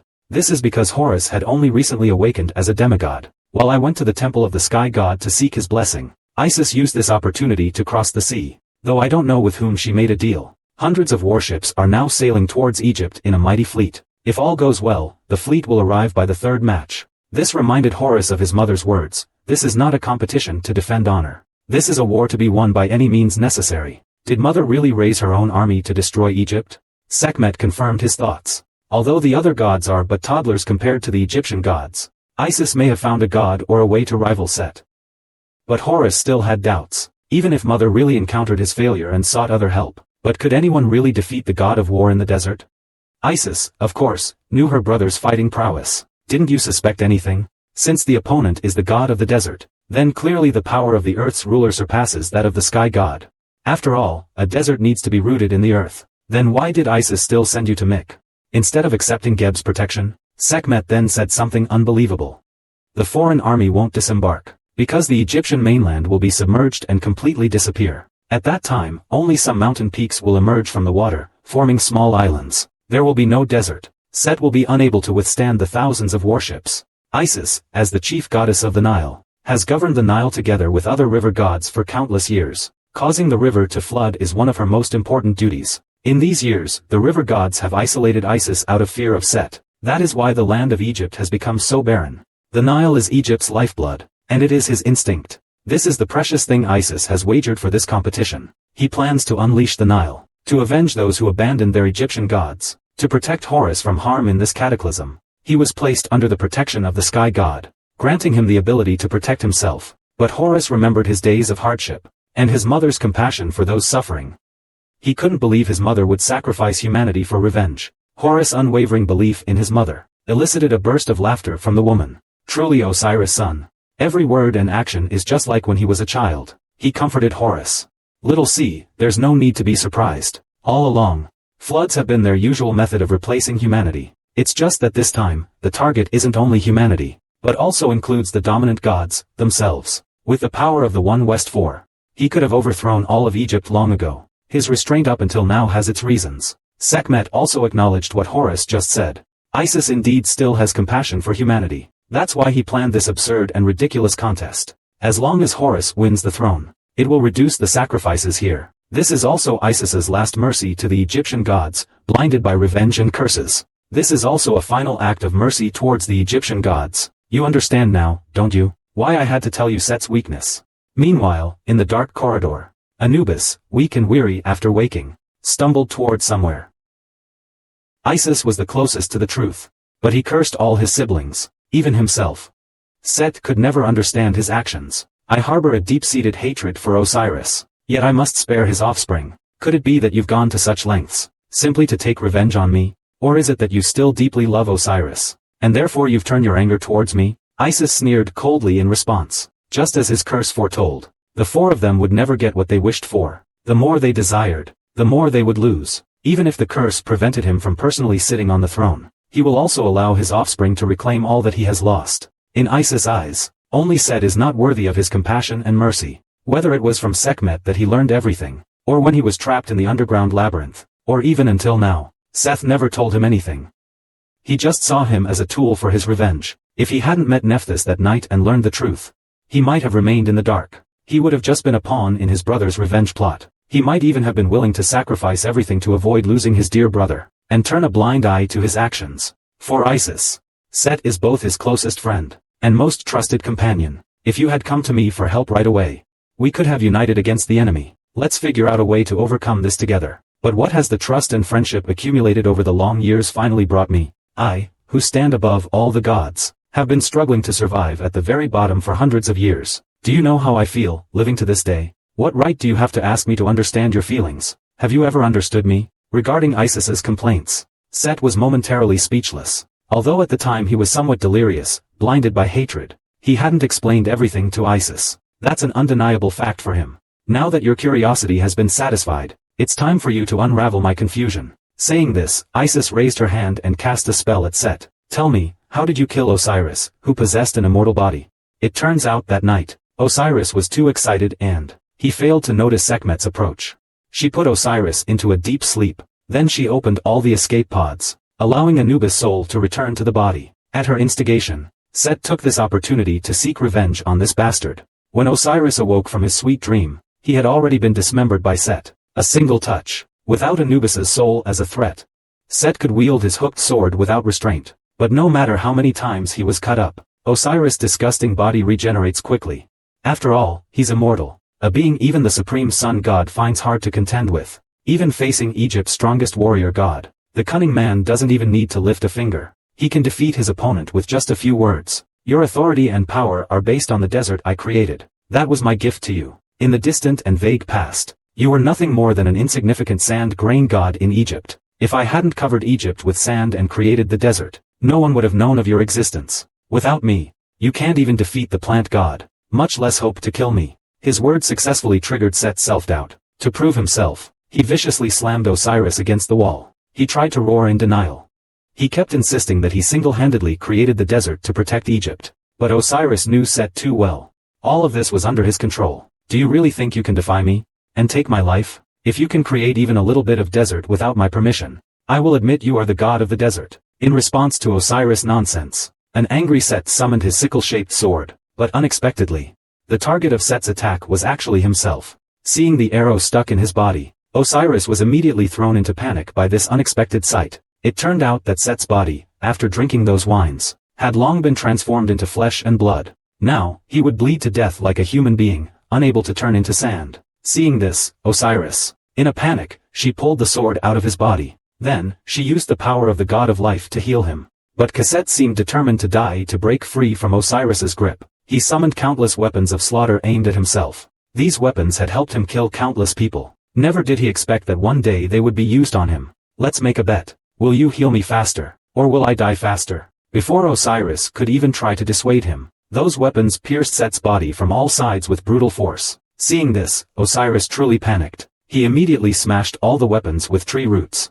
Simultaneously, he quickly healed himself. Without my permission, you cannot die. Do you think I would let you die? However, at this time, Set opened a large hole in the ground.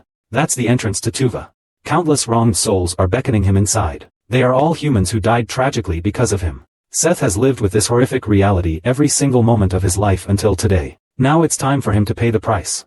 Osiris, the Lord of Life and Death, feels an unprecedented bitterness at this moment. He held Seth's fragile body tightly, trying to drive away those dead souls loudly. However, too many people died in the war. They have been waiting for Seth's arrival in the underworld for a long time. In the pull of countless dead souls, Osiris just watched Seth fall into the underworld. Ultimately, he disappeared into the murky waters of Tuat. Even the life-giving God who rules over all things has limitations. His beloved brother was dragged into the underworld by countless lost souls. But Osiris could only watch helplessly. Because of his immortal body, he was unable to cross the waters of Tuat. His finger was severed the moment it touched the surface. Unable to proceed further, he was incredibly unwilling. He had sacrificed so much for this day. He would absolutely not allow Seth to leave him like this. So he produced a handful of powder. Then, he put it in his mouth. His altered body allowed him to pass through the Tuat waters. Just as he was about to see Set's body, a sudden, inexplicable attack severed his body. Set stood triumphantly on the water's surface. He lightly tapped his head. Tell Osiris that war is a matter of the mind. It turns out that after Set drank that strange wine, that body, suffused with life-suffocating power, could still breathe normally even when divided in two. Then he hid to one side, using sand to repair the other half of his body. Osiris was completely flustered at the time, so he didn't notice it. Just as Seth guessed. The great god of life. Why would he be so afraid of my death? Couldn't he just be resurrected? It seems your power is also limited. You can't resurrect the body of a god, can you? The great god of life is nothing more than this. Unable to create a god. Unable to possess a god. It's like a god that exists solely for humans. But what surprised Seth the most was, Osiris actually chose to die alongside him. It turns out that what Osiris just used was the art of combat. He went so far as to use the creative powers he obtained from Nephthys to alter his own divinity. He even gave up his immortality.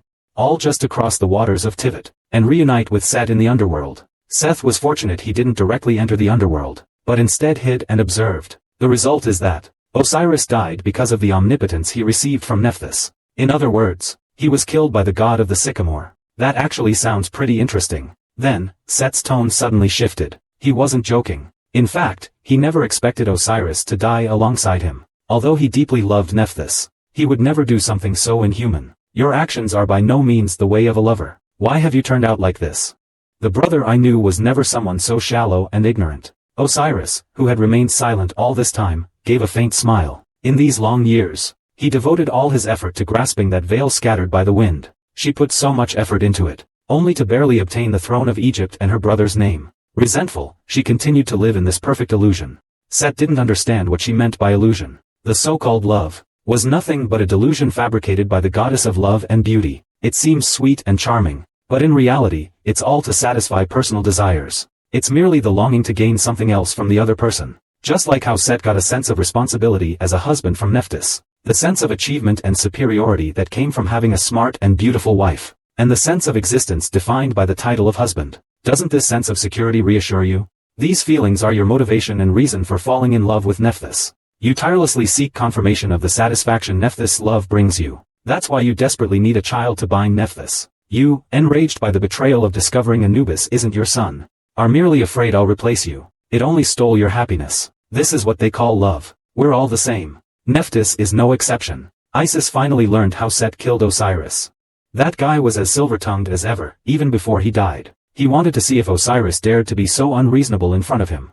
But what Isis found most concerning was Osiris's omnipotence. If he couldn't resurrect his divine body, then the power that resurrected him at that time wasn't the power of the Nile. He looked at his own hand. I thought of another possibility. Unconsciously. The sky is almost bright. Isis's final words to Set were, if he still considered him a close kin, then he should follow his heart in the third match. Whether they want to win or lose, they will never sit idly by. Everyone is doing their best for their own goals. Back in the room, Isis slumped into the chair. He took off his wig. He began to recompose himself. Matt then asked how he felt. Did he feel better? It turned out that Matt already knew about Isis's ordeal that night. whether it was saving Anubis from Set, or having a heart-to-heart talk with Set. Isis didn't expect Matt to ask her such a question. The competition isn't over yet. Wouldn't that affect his impartiality? After all, the God of truth and justice never interferes with things that could influence the judgment. Matt put away his pen upon hearing this. It seems that Isis has misunderstood him. Strictly speaking, he is not in charge of the competition. His duty is to weigh the souls, and pass judgment based on that. He is different from the other participants in this event. Only Isis has never set foot on his heaven. The reason he agreed to this wager was because he didn't want to see Isis do something foolish. Meanwhile, Horus was still thinking about what Sekhmet had told him. At this moment, a new guest arrived at the door. Anubis, dragging his battered body, arrived here. He begged Horus to save him. He hoped to learn how to become a god. That day, Anubis finally learned why he couldn't become a god. He never imagined the solution to the curse would be so simple. To relinquish his most cherished possession, sever all ties, and march forward with your head held high. The curse will vanish. But after learning the truth, he became even more confused. The final battle for the throne has finally begun. Only one night has passed since the last match ended, but so much happened in just one short night, and everyone's mindset seemed to subtly shift. Matt opened the scroll for the third match.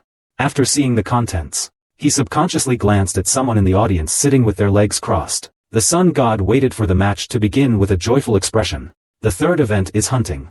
The moment the event was announced, it immediately sparked a discussion among the gods on stage. Many were strongly opposed to the act of hunting itself. Representatives from the land, sea, and air expressed their views. They all declared that hunting animals from their domains should be prohibited. They thought, why animals and their dearest friends should be hunted? Wouldn't it be better to hunt those despicable humans? Because of the great controversy, hunting targets became a thorny issue for a time. Then the sun god offered his suggestion. Hunting animals in the mortal world is too boring for a great deity. Hunting monsters is the best choice. But Hathor asks her mother, aren't the monsters already extinct? Lushan smiles slightly at her words. We can ask Osiris for help.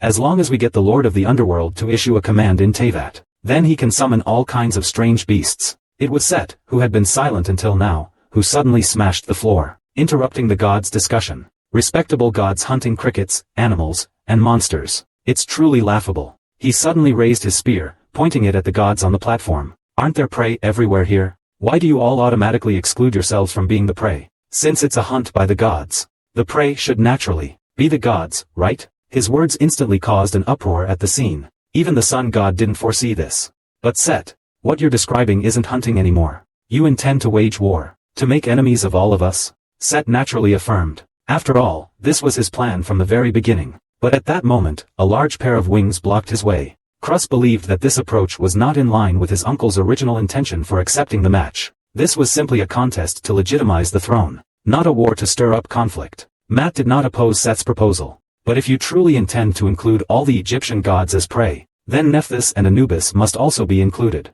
The rules of the game are decided by me, the one who holds the scales of justice. My duty is simply to ensure the balance of the scales. Do you understand what I mean? Set lowered his head and pondered for a moment after hearing this. Then he silently holstered his gun, indicating his rejection of the proposal. Following Osiris's affirmative response, the target of the hunt was finally determined to be the monsters of the underworld. The side that kills more monsters wins. Just as the competition was about to begin, Isis, however, stood up. She stated that the balance of this match still had significant issues. Unlike the previous two matches, this was a contest of brute force supremacy. The god of war had the absolute upper hand. Horus, as a demigod, was simply unable to contend with him. He believed Set should be punished accordingly. After further discussion, including the sun god, all the gods raised their hands to agree to the proposal. Seeing this, how could Set silently take the loss? He stated that he also wanted to add a condition. Otherwise, he would absolutely refuse any so-called punishment. My condition is simple. Just allow us to attack each other. If a successful hunt occurs, the other party will be immediately declared the winner. Unexpectedly, Horus actually agreed to the condition. This greatly surprised Isis. She couldn't understand what her son was thinking at all. Why would he want to complicate matters? Thoth saw her anxiety. He comforted Isis, telling her not to worry. Matt's balance won't disrupt the match. With the agreement of both sides, the way the match will proceed has finally been decided. The additional rule for the match is that both participants will be hunters and prey. The penalty for violating the signal from Set is the prohibition of using sand-based weapons. Only weapons designated by the armory may be used. Just as Matt was considering who should distribute the weapons to Set, someone volunteered, taking on the responsibility. Anubis, being the armorer. considered himself the best choice. Set wanted to go up and berate the sickly boy. You dare show your face? Seeking death? But when he saw the curse further ravaging his body, he froze, speechless. Matt voiced Set's unspoken thoughts. He believed Anubis's current physical state was unsuitable for participation. But I don't know why. Anubis is so insistent on taking this job. Anyway, I'm not a contestant. As long as the weapon isn't damaged, I don't need to get involved. Isn't that right? Seeing this, Set and Isis intervened in the two's dispute. He glanced back at Set. Then he hurriedly took Anubis into the alley.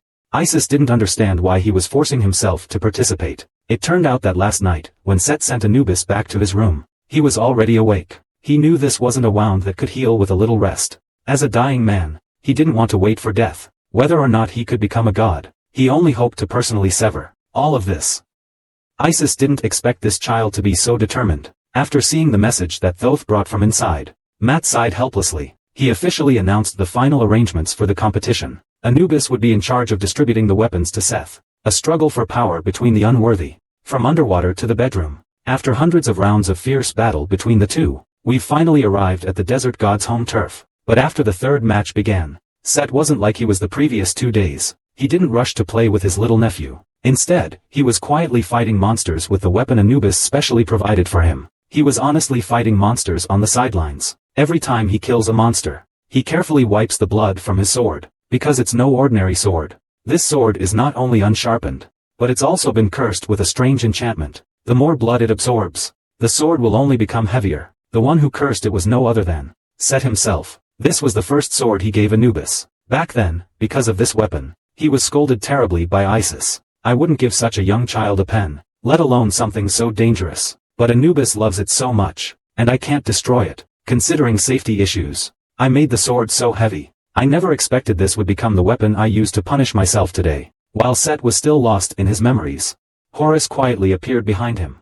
Set never imagined his nephew would dare to come looking for him, essentially seeking death. He approached with a mocking sneer. Feeling quite at ease, are we? Hasn't he already made considerable progress? There are no restrictions set for Horus in this competition, and no flying monsters. Therefore, his hunting progress is going very smoothly. Moreover, he originally thought that once the competition started, his uncle would immediately come to kill him. After all, I deliberately added the condition of hunting each other. As a result, I waited for a long time but didn't see anyone. He then came over to check on me. When he saw his uncle seriously hunting, Horus was quite shocked. He also realized that this seemed to be a very important sword to his uncle. Is it because of this weapon that you didn't come to arrest me? Sethwen casually tossed the sword to the ground, deliberately treating it like trash. But in Horus's eyes, it looked more like he was trying to hide something important. Just as he was about to say something else, Set suddenly launched a surprise attack on his nephew. Although he had no weapon in his hand, the god of war's body was his strongest weapon. A series of punches and kicks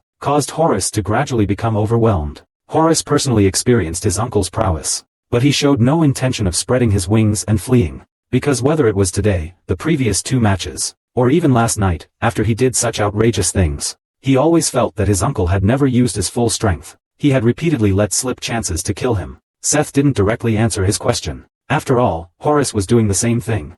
He could have easily ambushed him just now, yet he deliberately revealed his presence. He even made needless provocations. Ultimately, Horus didn't respond. He spread his wings and flew into the sky. At that moment, on the observation platform, Matt questioned Isis about Anubis's physical condition. Can I take this to mean you're so confident you involved the child? Isis told Matt. The one truly in control of Anubis's life now is actually Osiris. The medicine he possesses can only alleviate the child's suffering, but now he seems to feel no pain whatsoever, able to. Only the former god of life could do this. This proves Osiris won't easily let Sekhmet's son die. He guessed the desperate choice Anubis would make, and hoped the child would participate in this competition. But Isis knew this. But there's nothing I can do about it. After all, only that flower can sustain Anubis' life now. So you're saying that to save Anubis and fulfill the patriarchal goal, you plan to kill Set and hand him over to Osiris? After a brief silence, Nyx gives a wicked smile, and gave a clear denial. I only need the Osiris flower. I never said I would hand Set over to him. While they were talking, Zhu Zhiliang was already engaged in a fierce fight, but more accurately, it should be said that the uncle was chasing his nephew playfully. Even if Horus had a pair of great wings that could fly, as long as he's above the desert, this place is all Set's playground. He uses the sand to chase him, and constantly provokes Horus with words. Where are you running to, my dear little nephew? Don't you even have the courage to face your uncle in battle? Such a lack of courage to impeach King Cheng. Cassette's pursuit wasn't going smoothly. He was constantly being entangled by those mortal monsters. The sand tower collapsed because it was overloaded. These damn things are stopping Set from controlling the sand by any means necessary. Seeing this, Krull didn't miss the chance to tease his uncle. He used his wind-controlling abilities to blow his uncle into the air. Horace showed a satisfied smile at this. But Set wasn't the least bit flustered. Did you think that pathetic trick could block my sword? As soon as the words were out, Horace's back was already targeted by the sword, aiming for a fatal spot. He quickly flipped over to dodge. As seen, under the control of the sand, it relentlessly chased after him. He first manipulated the wind to alter the sword's flight path. Then, he effortlessly snatched the sword away. Horace casually swung it a couple of times. The sword clearly hadn't been sharpened yet, and it felt extremely clumsy. But my uncle insists on using this weapon in the competition. It seems it truly is your cherished possession. You'd better return it to me before I lose my temper. Hurry up and give it back to me. Hearing this, Cruz slightly curled the corner of his mouth. Then come and get it. Seth's mood at this moment was like those constantly shifting sands. Insolent fellow. It seems there are no birds to keep you company. Are you bored? The words had just left his mouth. Seth created 2 desert behemoths. They brought war chariots, rumbling as they swung their massive wings, chasing aggressively from behind. Horace has caught you, my dear little nephew. Isis poured the Nile out in her thirst for revenge. The river water, which should have flooded all of Egypt, was instead drawn into another force buried deep beneath the earth. Across this vast and endless desert, Horace was ultimately no match for the desert god.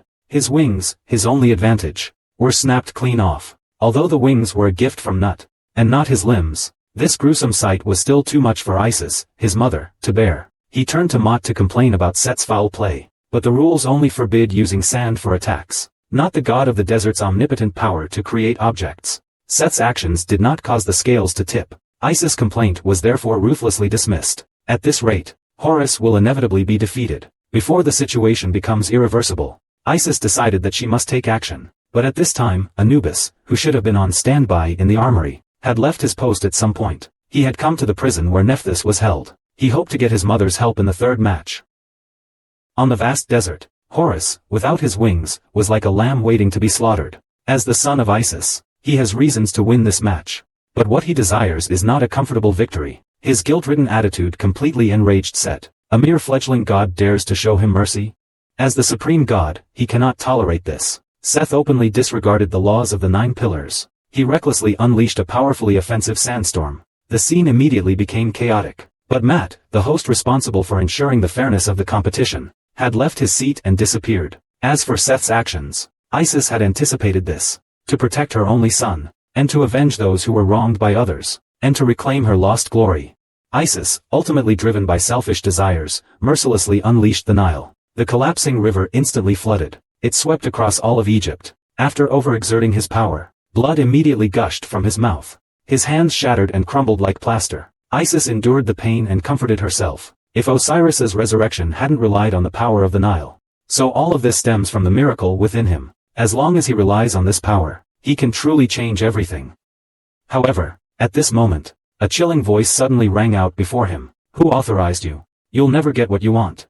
Isis didn't realize at that moment that this was the power of the curse. His first action was to check the situation by the Nile, but he found that the river water, which should have been flooding the sandbank, had receded. More accurately, the Nile was, having been drawn into the underworld. Isis knew clearly that only his omnipotence could stop the Nile from flooding, and Horus, currently at the heart of the sandstorm, was still trying to loudly persuade his uncle not to break the rules again. But the next moment, he was pierced in the thigh by a flying sword. After absorbing the blood, the increasingly heavy sword firmly locked his movements. Unprepared, he was thus harshly grabbed by the neck by Seth. With a little more force, I could end his life immediately. However, Horus's greatest concern at this moment wasn't himself, because if the Nile truly flooded, and the desert was submerged, his uncle's life would be in immediate danger. He remembered Sekhmet's words. Now you understand, why would I tell you Set's weakness? And Set, who was so close to victory, fell into deep thought. Just snap this kid's neck, and he could become the true king of Egypt? Would Nephthys accept herself like this? The hesitation in her heart stems from those he betrayed. Whispers of resentment, constantly reminding him of the sins he committed over the years. In his moment of confusion, Horus seized the opportunity and tackled him. The sword that was originally stuck in his leg had become dilapidated from age and neglect. The hilt had loosened, and broken in two. 8 didn't understand why this kid was still clinging to someone else's weapon at this point. Don't you understand your own predicament? But Horace said, it is my uncle who doesn't understand the current situation. He could easily snap his neck with a little effort, yet he always hesitates at such a good opportunity. Even when provoked repeatedly, he still chose to show mercy. He saw that his uncle never intended to win from the start, because their problems wouldn't be solved by obtaining the throne. Horace, as the younger generation, didn't understand the details between his uncle and mother. But seeing Egypt today, he knew how much they had gone through in the past that they couldn't bear to recall. Numerous texts record that they were once the closest of sisters. They fought side by side throughout the long years, facing life and death for Egypt. Horace couldn't bear to see them killing each other like this any longer. To prevent a repeat of the tragedy, he gently took his uncle's hand, kneeling sincerely on the ground, hoping that uncle will give up this competition. However, behind the mask, it's impossible to tell Set's true thoughts. Horace's childish, bratty behavior really annoys him. No one can understand how he feels right now. If he loses this position as well, then he will be utterly disgraced. He will lose everything. He seeks something only the strongest can possess. Just as Isis said, they are simply doing their best to achieve their own goals. There's no room left for compromise or surrender between them. But just then, Anubis inopportunely barged into their fight. Moreover, his entire body was shrouded in an eerie black smoke. Set thought it was his curse worsening. He cursed the brat. This wasn't a place he should be. But Anubis's eyes seemed filled with a certain resolve. His true purpose for coming here was actually to deliver new weapons to Set. The suspicious object constantly emitting black smoke in his hand is the latest weapon he specially prepared for Set. It was simply because he glanced at it more when he was young. The boy deeply fell in love with his uncle. He even wanted to replace his brother and become his son. It turns out that deep love can also transform into another kind of curse. With the outcome of the match already decided, Anubis suddenly intervenes in the competition. He even openly designates a suspicious object, filled with curses, as Set's weapon for the match. It turns out the source of the black smoke is this bracelet, not the curse on him. This is actually good news for Set. Although it was the first time he had ever seen such a weapon, he accepted it calmly, for it was said to have been crafted for him personally by Nefertis. No wonder he sensed a familiar aura within it. His wife had suffered untold torment for centuries, so what reason did he, as her husband, have to refuse? Just as Set was about to reach out to touch the bracelet, a powerful hand suddenly stopped him. Horus loudly questioned Anubis about what trick he was playing. He had already explained everything clearly before. Set had no idea what had happened between the two children. Only Anubis firmly signaled his intentions. This was his decision. It turned out that before the competition began, the two had a long talk, to break the curse on him. Anubis desperately wanted to obtain the method to become a god, and Horus also felt the time had come. I was just about to explain everything. It turns out they both carried the same curse, but the curse he spoke of wasn't what Anubis thought. Even if the curse is lifted, it doesn't necessarily mean they can become gods. Horus himself is the best example, because they want to awaken as gods. Multiple conditions must be met simultaneously: a mature and strong physique, an unwavering will, and noble character marked by a willingness to sacrifice, and the resolve to live as a god. The moment they are reborn with the body of a god, they will become beings completely different from who they are now, beginning a new life. Unlike humans with finite lives, gods live eternally for all living beings. They no longer need to associate with others for survival. One last point. Things started changing from their parents' generation. Back then, the sun god also issued a warning. Imitating the human way of living in groups, something bad will happen eventually. When his siblings were crammed together, living in filth and squalor, he foresaw that the four of them would pay the price. Although the overall circumstances differed, what remained unchanged was that after becoming a god, he would possess a brand new body and will. Are you ready to embrace a completely unknown life? Watching Horus freely manipulate the wind, Anubis asked him how he knew all this, rather than someone telling him. It was more that Horus had perceived it all from the moment he was born. This wasn't the ability to foresee the future. He could only perceive the fleeting changes of all things, as if someone were giving him hints. In a flash, he would suddenly gain understanding. He could avoid mistakes by relying on intuition, making the best choices. He benefited from this innate ability. Only then could the mother and son evade their uncle's pursuit for hundreds of years. But he couldn't conjure fear out of thin air. Without clues, effective speculation is impossible. The reason Horus knew the conditions for becoming a god was only because he accidentally glimpsed the god's inner world while burdened by the curse. That was the first time he saw a god's true form. He watched helplessly as the other cursed him, and the one who cursed them was Horus' uncle, Anubis' father. From the moment he opened his eyes, Horus sensed that he was destined to seek out a certain entity. This entity was the slaughterer who would destroy Egypt. He is also the enemy who drove his mother to a desperate situation. From a young age, he was determined to meet this person. But it wasn't for so-called salvation, or such a noble purpose, but purely to change his own life. Until one day, the notorious evil god arrived at their location, Chemis. Upon hearing the name of Chemis, Anubis immediately recalled those painful memories. It was the place where he severed ties with his father. Back then, in pursuit of Isis and Seth, he relentlessly hunted them down to Chemis. Anubis, weak and powerless, unable to stop his father from further harming the innocent, turned and entered the underworld, ending his own life. Meanwhile, young Horus, having stolen his mother's dagger, came alone to a temple of unknown deity. It was desolate and ruined, as if ravaged by war. He crossed through layers of mist and stepped over the bodies of countless children. In the end, he found his drunken uncle in the midst of ruins. But Horus didn't come here to kill the so-called evil god. His actions were merely in self-defense. He came here to confirm his thoughts. It turned out that his intuition was right. From the moment he saw his uncle, Horus's destiny was irrevocably altered. The man before him was utterly unlike what he had imagined. He was speechless for a moment, frozen stiff where he stood, amidst the carnage and the corpses strewn across the ground. The tyrant in the eyes of the world wept and cried out his son's name, Anubis. "Where did you go? I've been looking for you." Horus at that time couldn't understand at all. The cruel dismemberment and murder of his own brother, the torment and persecution of his own sisters, hundreds of years of insane slaughter of humans. Why would the supreme god, possessing everything, show such an expression? His uncle mistook him for Anubis at that time. He kept kissing his cheeks and hands. He begged for forgiveness all night long. "Anubis, I am your father. No matter what others say, this will never change. Since you were born, I have been so happy, so overjoyed. Dad, I'm sorry. Hate me if you want. Don't forgive me if you can't. But please, don't abandon me. Anubis, just stay by my side. Be my son." Set did not want Anubis to grow up. He only wanted him to remain an innocent child, to stay by his side forever. That longing of his unknowingly turned into a curse. It became the chain that shackled Horus and Anubis' growth. This is the source of the curse on them both. Even Set himself didn't realize this. Upon learning the truth, Anubis lay prostrate on the ground in agony. All along, he had thought his father was manipulated by the god of calamity. Only then would his personality suddenly change so drastically. He thought that the father he once knew had long since disappeared. That's why he abandoned his beliefs. He gave up everything. But Horus told him today that his father still deeply loved him. The severed left arm and the curse on his body constantly remind him. It's all irreversible now. At this point, what's the use of telling me this?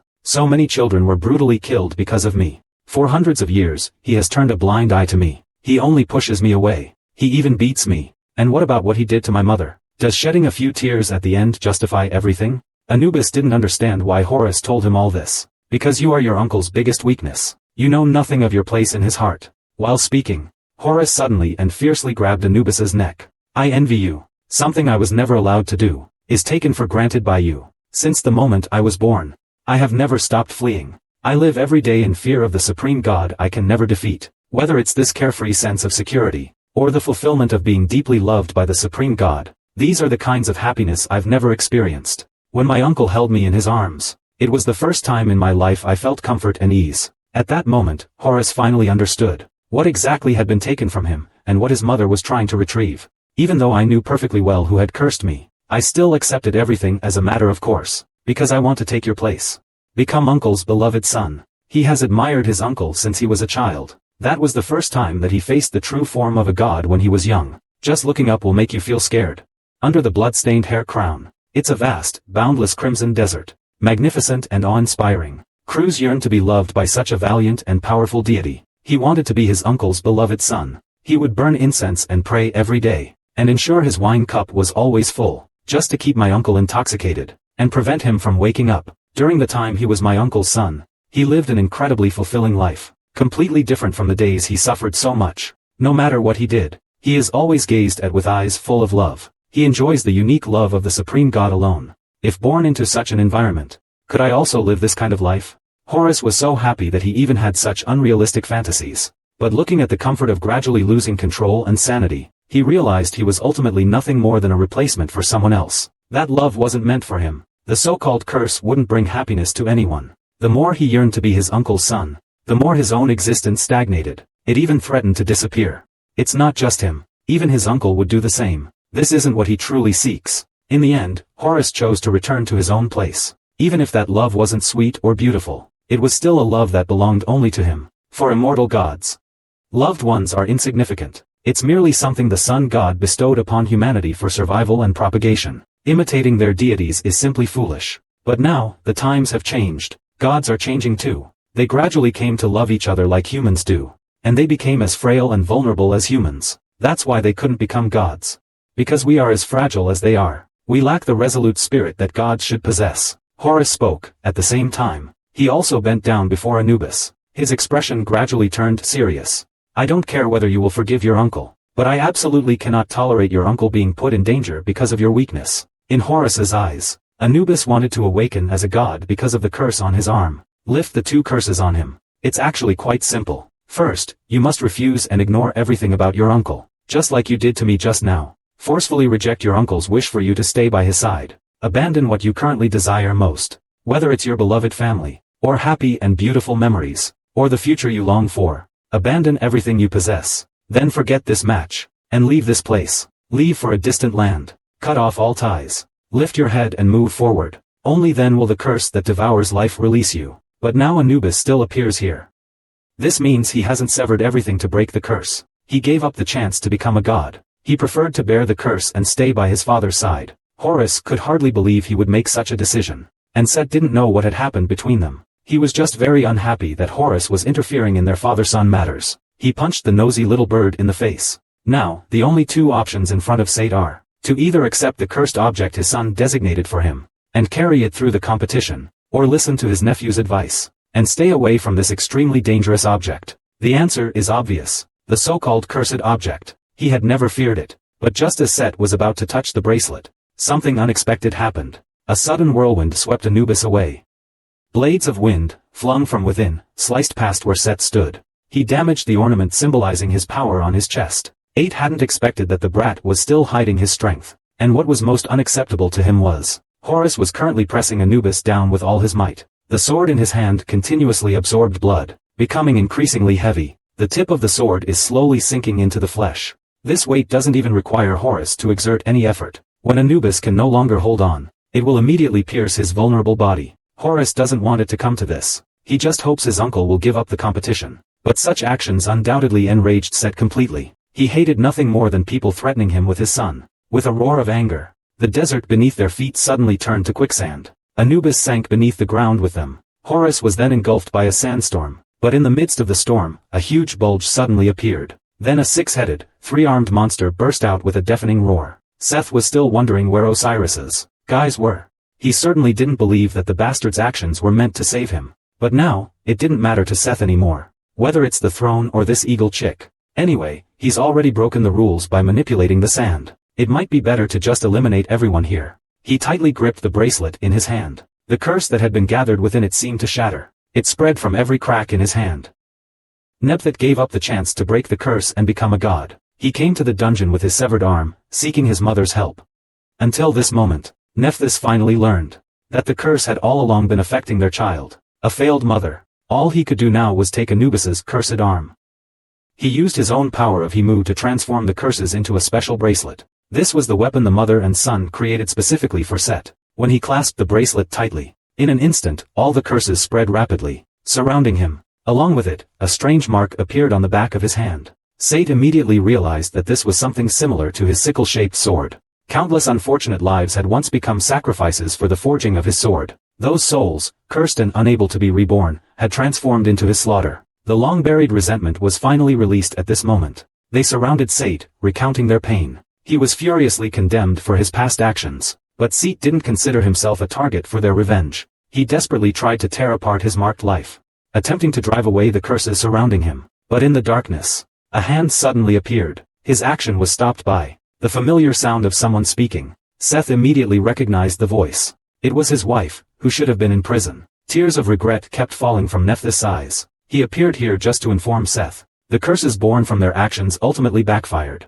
They all fell upon their children. But this time, he would absolutely not stand idly by. He would do everything in his power to help Set atone for their sins. Meanwhile, Isis finally found the means to completely suppress him, and the reason for preventing the Nile from flooding. Looking at the massive figure sitting on the riverbank, it was all his father, the earth god, who did it. Isis didn't understand. Why would that father, who showed no mercy to humanity but only bowed to his mother, intervene to stop her? Could it be that her father Don't you want to help me reclaim my throne from Set? Stay, Isis. Ra still hopes to ensure the complete safety of Egypt. At this moment, a pig deer landed on Geb's shoulder. It had a small object in its mouth. It was the bird Isis had released a short while ago to contact someone. So Thoth predicted the future. In the future he saw, Isis wouldn't get her wish. Bound by the curse she placed upon herself, everything would ultimately go awry. Even the most ordinary bird would convey Thoth's commands. They had known about Isis's foolish ideas for a long time. That little thug who came from afar with hundreds of warships, was now preparing to withdraw, persuaded by Matt.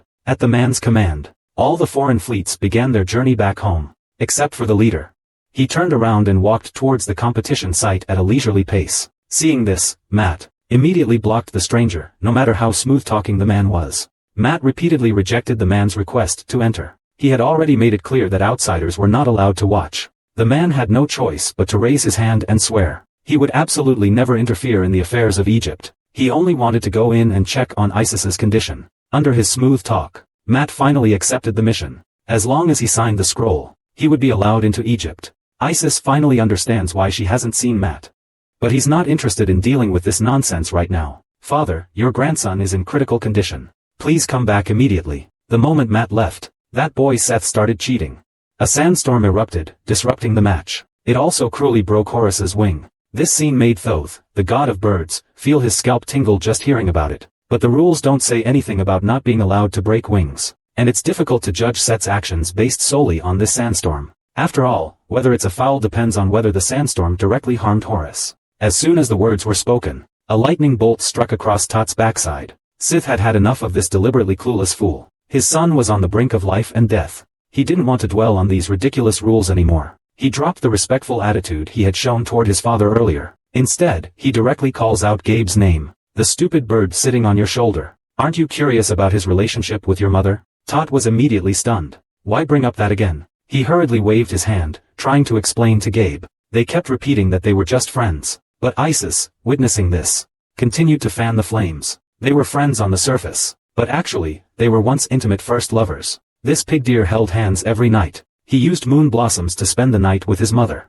Their story spread wildly among the gods. Worse still, out of jealousy for his parents' relationship, this boy deliberately told the sun god an absurd prophecy, which is why the two of them were unable to meet for so many long years. Isis's furious outburst successfully aroused Geb's suspicion. He grabbed Thoth with his large hand and pulled him close. Although his massive face showed no change in expression, his words were colder than usual.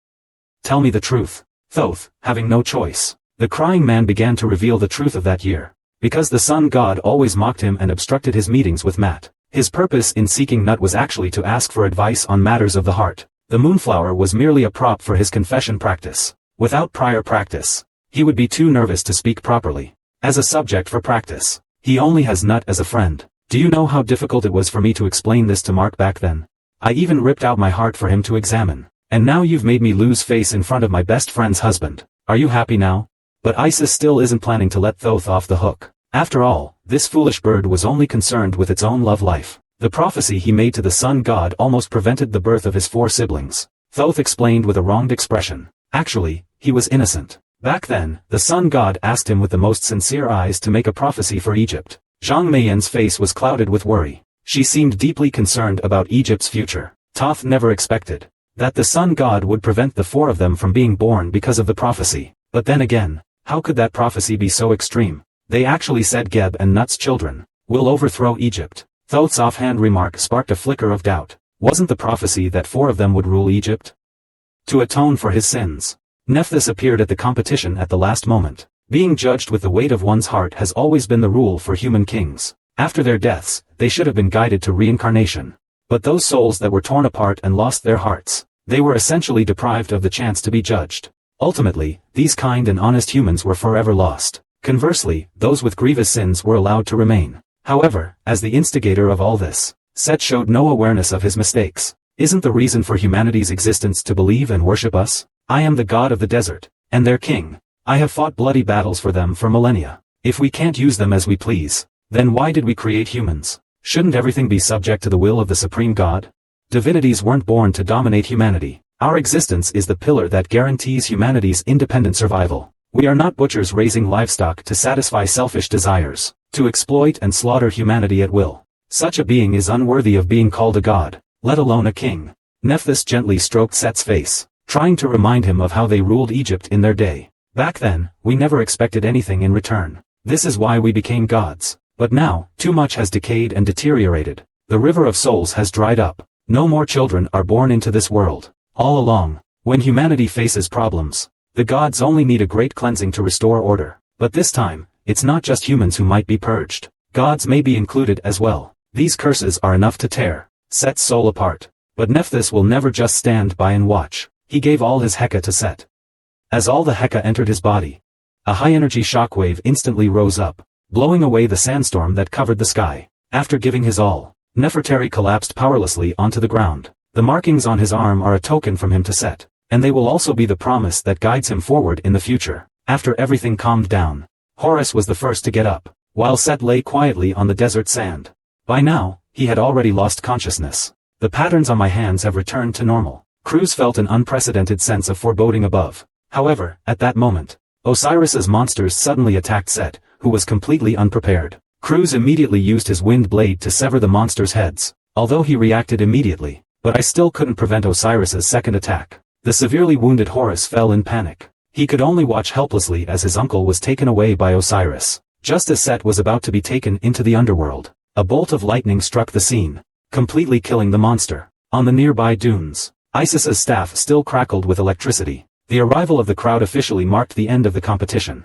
The winner has been decided. Retreat, Osiris. Your task is complete. Inside the temple of Ma'at, the bustling Egyptian gods entered one after another, waiting to witness the final judgment. Standing high above, overlooking such a grand scene, Isis discovered for the first time that Egypt had so many deities. Ma'at advised her not to be too harsh on them. A single cough from you would terrify them, let alone having them resist the might of the god of war. The so-called ruler must possess the patience to endure and remain hidden, but also the ability to seize the opportune moment.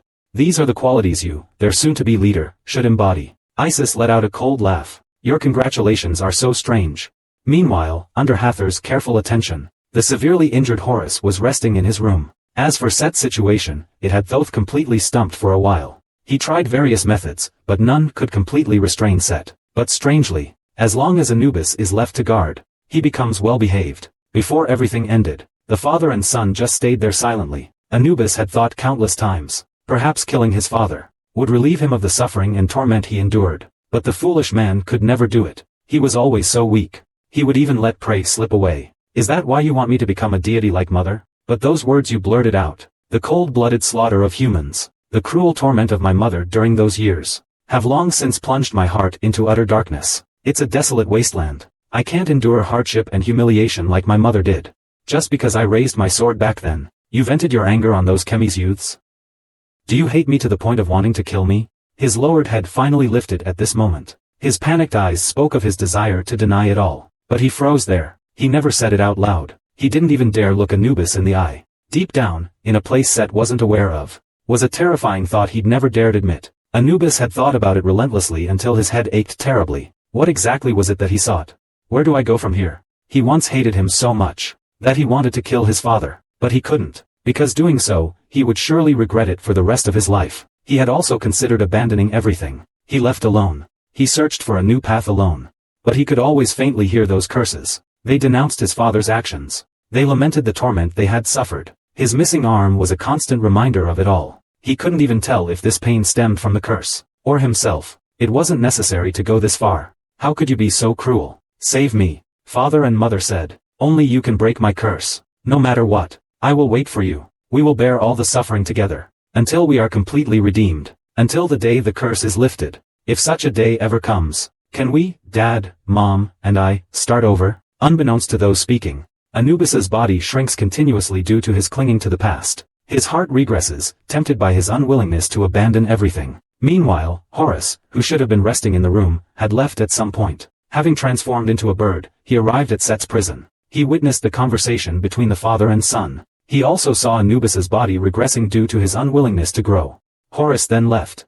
He flew towards his next destination. On the eve of the impending judgment, the man from another country is tasting the delicious and sweet fruits of Egypt, while desperately searching for the whereabouts of Isis. With a concerned look on his face, he is anxious about his sister's situation. He flatters her, praising his heroic appearance on the competition field. Unable to tolerate it any longer, Isis finally snaps at the man, shouting, "You deceitful, shameless scoundrel. Don't even think about getting a word out of me. You abandoned our agreement. You even reached a new deal with Matt. Ungrateful. You heartless crocodile. Before I kill you, just get as far away from me as you can." After venting everything, Isis turned without looking back, and strode away. The man left behind could only lament, "Why are all the goddesses of Egypt so cold and heartless? It seems my charm is useless here. Who says a goddess can only bear children for one man, while everyone else is stuck in monogamy? The sun god is heavily pregnant, refreshing the god's concept of marriage with a forward-thinking approach. The father of the child is irrelevant. What matters is that they were all created by female deities. Deities are inherently independent and perfect. They don't need to abide by human standards of love. Within the Temple of Mot, a trial stemming from the dispute over the succession to the Egyptian throne officially begins. Before this, the uncle and nephew had already engaged in 3 duels. The first 2 rounds were won by each side, 1 round each. It was a tie. In the third match, Set manipulated the sand, ignoring the rules. He was judged to have committed a foul. Horus therefore won the final victory. After his defeat, Set will forever lose the legitimacy to control the throne. He will also have to stand trial for all the crimes he has committed in the past, brutally dismembering and murdering his own brother to usurp the throne. During his reign, he not only failed to display the demeanor of a true king, but also tortured and killed countless humans. This caused turmoil and unrest in Egypt.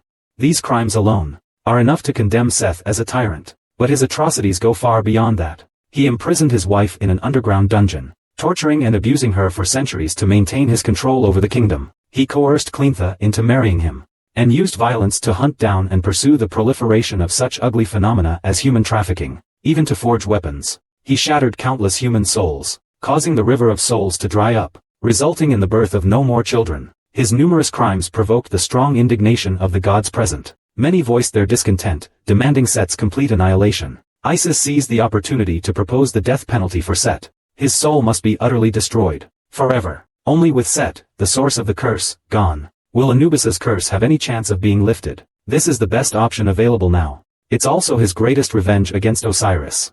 However, at that moment, Anubis, dragging his small body, burst into the judgment scene. He cried, begging for a chance for his father to atone. Isis ignored the boy's unreasonable tantrum. And this isn't a place his divine body can reach. He ordered the Nile god to take the person away directly. In the struggle, Anubis's clothes accidentally fell off, revealing a body severely eroded by the curse. Amidst the commotion, he vaguely seemed to clench his hands in silence, to stop himself from feeling soft-hearted and hesitant. He kept repeating in his mind that Seth was no longer his family. This was the only chance to send him to the heavens and completely destroy him. He raised his trembling hand, blaming the entire tragedy on Seth. All the gods were heartbroken by Anubis's plight, but faced with all the accusations, Set kept his head down the whole time. He didn't offer any rebuttal. He simply accepted it all in silence. But then, someone else appeared. This trial has been interrupted. Nephthys arrived on the scene, accompanied by Horus. He requested to make a final defense for Set. Before the trial began, he learned from Horus the reason for Anubis's stunted growth. Now that his son has made his choice, Nephthys has also decided to take responsibility for the sins of the past. He understands better than anyone that this is a violation of his identity and divinity. But he also longs for death more than anyone. Nephthys' appearance instantly made Isis feel uneasy. He still doesn't understand what Horus is thinking, but he sensed things were about to spiral out of control. He nodded, urging the river god to take Anubis away quickly. On Ma'at's scales, Nephthys rebelled with her own heart. He frankly admitted that the truth of his imprisonment wasn't as rumored. Seth never actually imprisoned him, nor did he ever inflict any retribution on him. The prison doors were always open. He entered the prison of his own accord, an unexpected turn of events, immediately causing an uproar in the audience. Heaven did not fall. This proves everything he said was true. Then why did you willingly enter prison? Faced with Matt's questioning, Nefertari's body began to tremble uncontrollably. Meanwhile, Anubis struggled desperately in the river god's arms. After successfully escaping, he hurriedly returned to the temple, but he just happened to encounter his mother's trick. At the scene, I was having an affair with Osiris. I deceived Osiris' son into thinking he was Set's child. For hundreds of years, I betrayed those who trusted and cared for me. I am deeply sinful. So, to atone, I voluntarily went to prison. His mother's words dealt a heavy blow to Anubis's young heart. He suddenly knelt down on the ground. His faith crumbled at that moment. Simultaneously, the seed planted within him began to grow wildly. It instantly spread throughout his body. Finally, he lost consciousness and collapsed to the ground. Luo and Shen, seeing this, hurriedly picked him up and carried him away from the temple. Isis, too, was so startled by Nephthys' action that her legs went weak. Nephthys considered herself the culprit behind all this chaos. She had voluntarily gone to prison back then, only to atone for her sins to the man she deeply loved. But that didn't solve anything. Doing so didn't solve any problems. He stands here today, to atone for the crimes he committed. He implores the great Egyptian gods to punish the true culprit. Nefertari's words instantly shocked the entire audience. They couldn't believe that these were the words of the god Heman. The scene was immediately filled with murmurs. But just then, the sun god suddenly appeared behind Nephthys. He told Nephthys, no matter what, for whatever reason, none of this is a reason for Set to crush souls. He cannot replace Set for the heinous crimes of murder and torture. Ra's appearance immediately stirred up the entire atmosphere. It wasn't just because he was the supreme sun god. More importantly, his noticeably swollen belly signified that a new deity was about to be born. Who was the reckless fool who made the sun god's belly grow? You idiot. The sun god is different from us. He can conceive on his own. Normally, the sun god shouldn't be going out at this time. It's clearly because of Set. Over the centuries, Set has had countless opportunities, but at the crossroads of opportunity, he always made the worst choices. He should bear the responsibility for these wrong choices. Seth is not someone whose ignorance you need to cover for. As the god of Haimu, the one you need to protect is not your husband, but it was the humans who were slaughtered. Nephthys, however, insists that Set's madness stems from his betrayal. His stubbornness leaves the sun god speechless. You seem to believe that bearing the children of other male gods is a terrible sin. You're overthinking this. Did Set ever ask you not to bear children for other gods? Nefertari never considered this point. In his understanding, marriage vows meant eternal fidelity. But the offspring of other gods were not so unwavering. This made the sun god feel a little strange. Exactly what period? Female deities can only bear children for specific male deities? He doesn't recall establishing such a rule. All female deities have the creative power to continue the lineage for any male deity. Yet male deities covet female deities to bear children only for them. This excessive greed and serious overreach. His words immediately unsettled Isis. According to this reasoning, does it mean coveting someone else's husband is innocent? Raven chuckled lightly. She indicated that this is, of course, something to apologize for. Since there's a deep sisterly bond, an apology and compensation are even more necessary. But Nephthys' current behavior only shows an excessive guilt toward Set. She's even willing to give up her divinity and life to alleviate Set's sins. Nephthys' words show no sign of apologizing to Isis. Instead, she's constantly hindering Isis's decisions. At this moment, Toad interrupted their conversation. He explained to the sun god, the culture of marriage between deities is actually vastly different from what it used to be. But before he could finish, Ra gave Toad a benevolent look.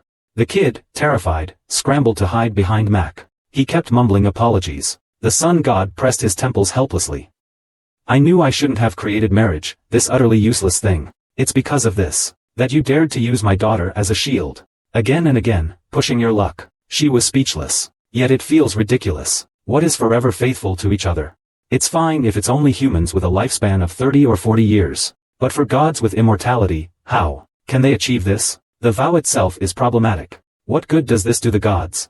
Gods are inherently independent and perfect beings. Why would they bind themselves to such flawed human relationships? It's nothing more than a pretext for control and constraint over one's partner. Such so-called love only serves as nourishment for suspicion and obsession. Ultimately, it unleashes bloodshed like this. Originally, the gods didn't have these meaningless rules. If their hearts connect, then love freely. If they drift apart, then they simply part ways. As long as the child has excellent caregivers, there's no need for them to be a couple. The child's father is insignificant. What's important is that they were all created by female deities. They were all created by female deities. The deities themselves were from a matriarchal society.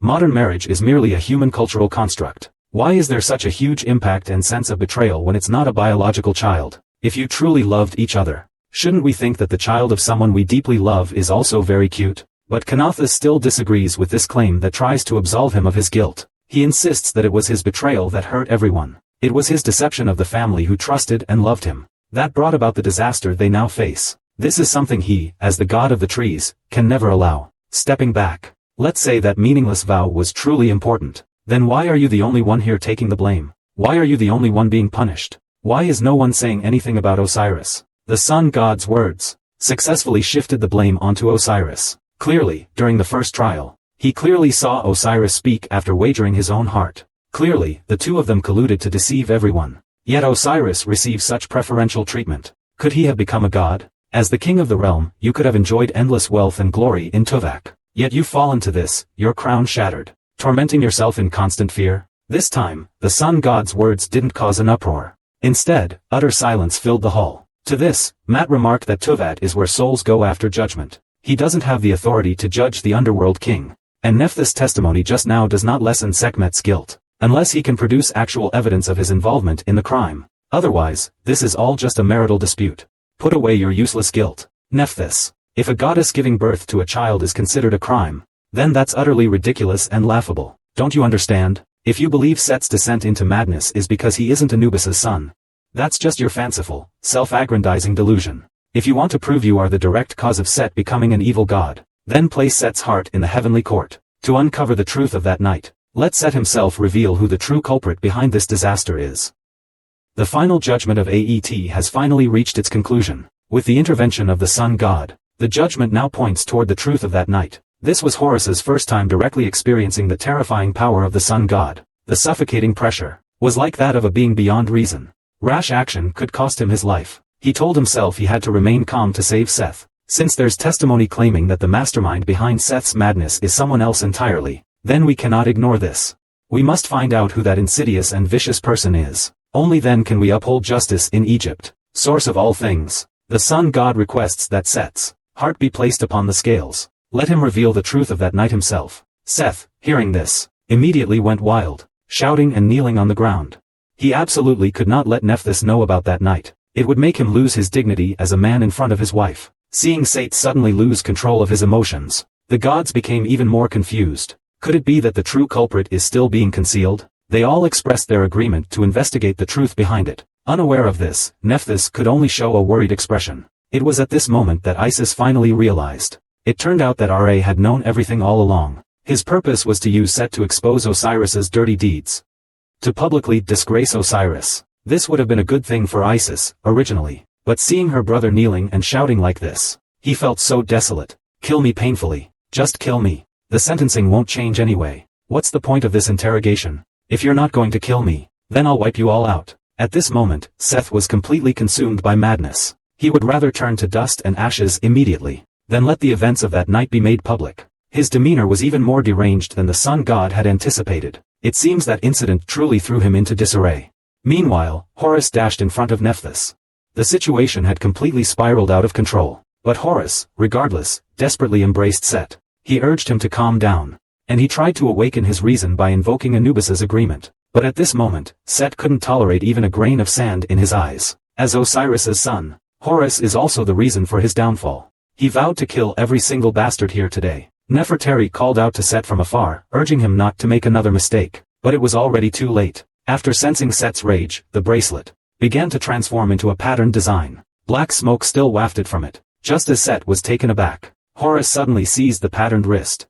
Trying his best to prevent the ominous aura from spreading further, he then leaned close to Set, whispering softly, he would never do anything to harm his uncle. I won't let anyone know about that matter, and I certainly won't disregard uncle's feelings. As soon as the words left his mouth, Horus landed a punch on Set's stomach. Set's legs immediately went weak, and he collapsed onto Horus. All the gods were astonished by this sudden turn of events. Someone, with only the power of a demigod, had instantly defeated the god of war. A wave of enthusiastic cheers immediately erupted from the crowd. They hailed Horus as the true king of Egypt. But some found it rather dull. The sun god was quite displeased that his prey had been snatched away. He raised a sphere of light in his hand, attempting to wake the sleeping Set. Horus stated, since Set's crimes cannot be cleared up, why insist on this meaningless interrogation? The sun god did not respond. Instead, he left the decision to Isis. Clearly, if the events of that night were revealed now, Osiris's reputation would plummet instantly. This was also a great opportunity for him to get revenge on Osiris. But Isis also understood the consequences of such an action. After a brief silence, he made a decision. I believe that, for Sek, punishment is more important right now. The so-called mastermind is nothing more than a far-fetched speculation by the sun god. Matt, stop wasting time. Please proceed with Seth's trial as soon as possible. You don't even eat the meat right in front of you. His decision was clearly not the outcome the sun god wanted. But Isis ignored Ra's provocation. She knew very well that Osiris's desires were not fame or power. There would be countless opportunities in the future to ruin his reputation. But the chance to destroy what he truly sought was only now. Set must be eliminated as quickly as possible. He must never fall into the hands of the common people. But at this moment, Set slightly opened his eyes in Horus's arms. He had been conscious the whole time. His earlier feigned fainting was merely to cooperate with Horus's request. However, he still didn't understand what the boy's intentions were. Mingming could have exposed this matter and ridiculed himself before the gods, but he doesn't seem to intend to do so. Instead, he's still telling him to close his eyes even now. Don't let anyone find out. Could this kid be trying to cover for Osiris and shut him up? Or is he really thinking of himself? Seeing Isis make this decision, Ra stated that if he were to compromise, Isis would also have to make corresponding concessions. He suggested a place perfectly suited to imprison Set. That would be his solar barge, to row alone within the scorching sun for all eternity. His snake goddess watches him closely from above. There's no more perfect prison. It's filled with a never-ending, scorching heat and blinding light. Even the desert god can only live there in excruciating agony, day after day. I, Thoth, the moon god, can confirm this. The gravity there is 28 times that of here. It's truly a terrifying and oppressive place. Seeing this, the god of air and the god of rain also reacted. As long as they're there, we don't have to worry about Set dying there easily. Isis panicked immediately. To get rid of these primordial creator gods, he said, wouldn't it be easier and more efficient to simply obliterate Seth? But then that whiny little thing down below started acting up again. Isis, how can you be so cruel? You don't have a shred of compassion. Just thinking about my sweet great-grandson being obliterated fills me with immense grief. I absolutely won't allow this to happen. Are those the words of someone who went to such lengths to prevent our birth? Isis's blood pressure spiked at this shameless fellow. But the sun god suddenly stopped his clowning around. He glared at Isis with sharp eyes, reminding him to know when to yield. Even Horus, outside of his line of sight, can feel how terrifying he is. But to save Set, he must face the sun god once again. If his uncle boards the solar boat, what will happen to the remaining sand? Will the souls who lost their chance at rebirth just be abandoned like this? If the curse is not lifted soon, Anubis and the fates of those souls will be reduced to ashes. Nephthys knelt on the ground with a thud. He begged the 9 pillar gods for more time. If only he could combine his grain power with Set's sand, the crushed souls could be reunited. All curses will be broken. This is not just idle talk from Nephthys. The scales still remain balanced. This can be confirmed as true. While Nephthys pleaded desperately, Set sat up silently. He remembered the promise he and his son had made, that when his father completely atoned for his sins, and the curse was lifted, they would start over. Okay, he asked, under the questioning gazes of everyone around him. Seth lowered his proud head. I am willing to accept any punishment. I willingly accept being demoted to an evil god, confiscate my temple and lower my divine status. Please let me witness, and listen closely. Let my soul feel the weight of my sins. Punish me severely. Seeing this, Matt dropped a scroll several meters long. The scroll was filled with Set's crimes committed over hundreds of years. His crimes are too numerous to record. Among them, the crime of shattering countless souls and causing chaos in the kingly order has severely shaken the foundations of Egypt. This is an unforgivable felony. But if there's a way to save those souls, Matt said he could give Seth a chance at redemption. However, at that moment, the sun god suddenly appeared before Matt. I knew only Matt would dare to play around with me. Are you rejecting my proposal? But that's all he left me with. Ra strode towards his throne without looking back. I shall now pronounce judgment upon Set, god of war and the desert. His glorious deeds shall be erased. He is forever relegated to the status of an evil god. The priests and tributes of Set's temple will be entirely entrusted to Isis. You are granted a reprieve before your execution. During this time, you must do your utmost to reunite the shattered souls, lift their curses, and restore the rightful order. Should you again harm humanity or attempt rebellion, probation is revoked immediately. The sentence will be carried out immediately. Wait until the king rests. After the king's order is restored, you will be banished to the sun barge, to row alone for eternity. If you fail to restore the kingly order, you will be utterly annihilated. Seth, the evil god, obey. From now on, you will no longer enjoy the god spring. Only through atonement will you receive an answer to your killing. You are no longer the god of war and desert. You will forever crawl in the filthiest depths as a demigod, looking up at all things in this world. Repent for the sins you have committed. This is the judgment of the 9 pillars gods. As Matt's words fell, a blinding golden light erupted around Seth, centered on him. Within the light, Seth was being stripped of his divine omnipotence. As his power faded, the divine crown on his head gradually slipped off, finally revealing his blood-red hair and breathtakingly beautiful face. All the gods present were shocked by his true form. Foreign bystanders, seeing this scene, couldn't help but remark how things were getting more and more interesting. Set's omnipotence continued to shrink, condensing into a ball of sand. In the end, it was sealed inside a diamond-shaped beam of light. Under the moonlight, mother and son watched Set walk away alone. It was finally over. Nobody likes the desert, of course, but at least it secures the territory. Perhaps this is the best outcome. After Isis left, Cruz pulled out a feather, and transformed him into a small bird. He released the bird into the sky, letting it follow Set's form. Meanwhile, in a corner of the temple, Nilo and Shen suddenly fainted. Anubis, meanwhile, writhed in agony on the ground. The life flower, on which he depended for survival, had withered, leaving him unable to fight the curse within his body. His life was coming to an end, but he didn't want to die. Then, Osiris appeared before him. He blamed Anubis's foolishness. Who cut off your arm? Who plunged you into this abyss of suffering? Have you forgotten who is truly responsible for all this? You won't disappoint me this time, will you? My precious son. Under Osiris' brainwashing, Anubis abandoned what he once desired. His body was reborn as a divine vessel once more, becoming the god of death who guides the souls of Teyvat. Hate the curse that brought you to the brink of death, and bring it into my embrace once again.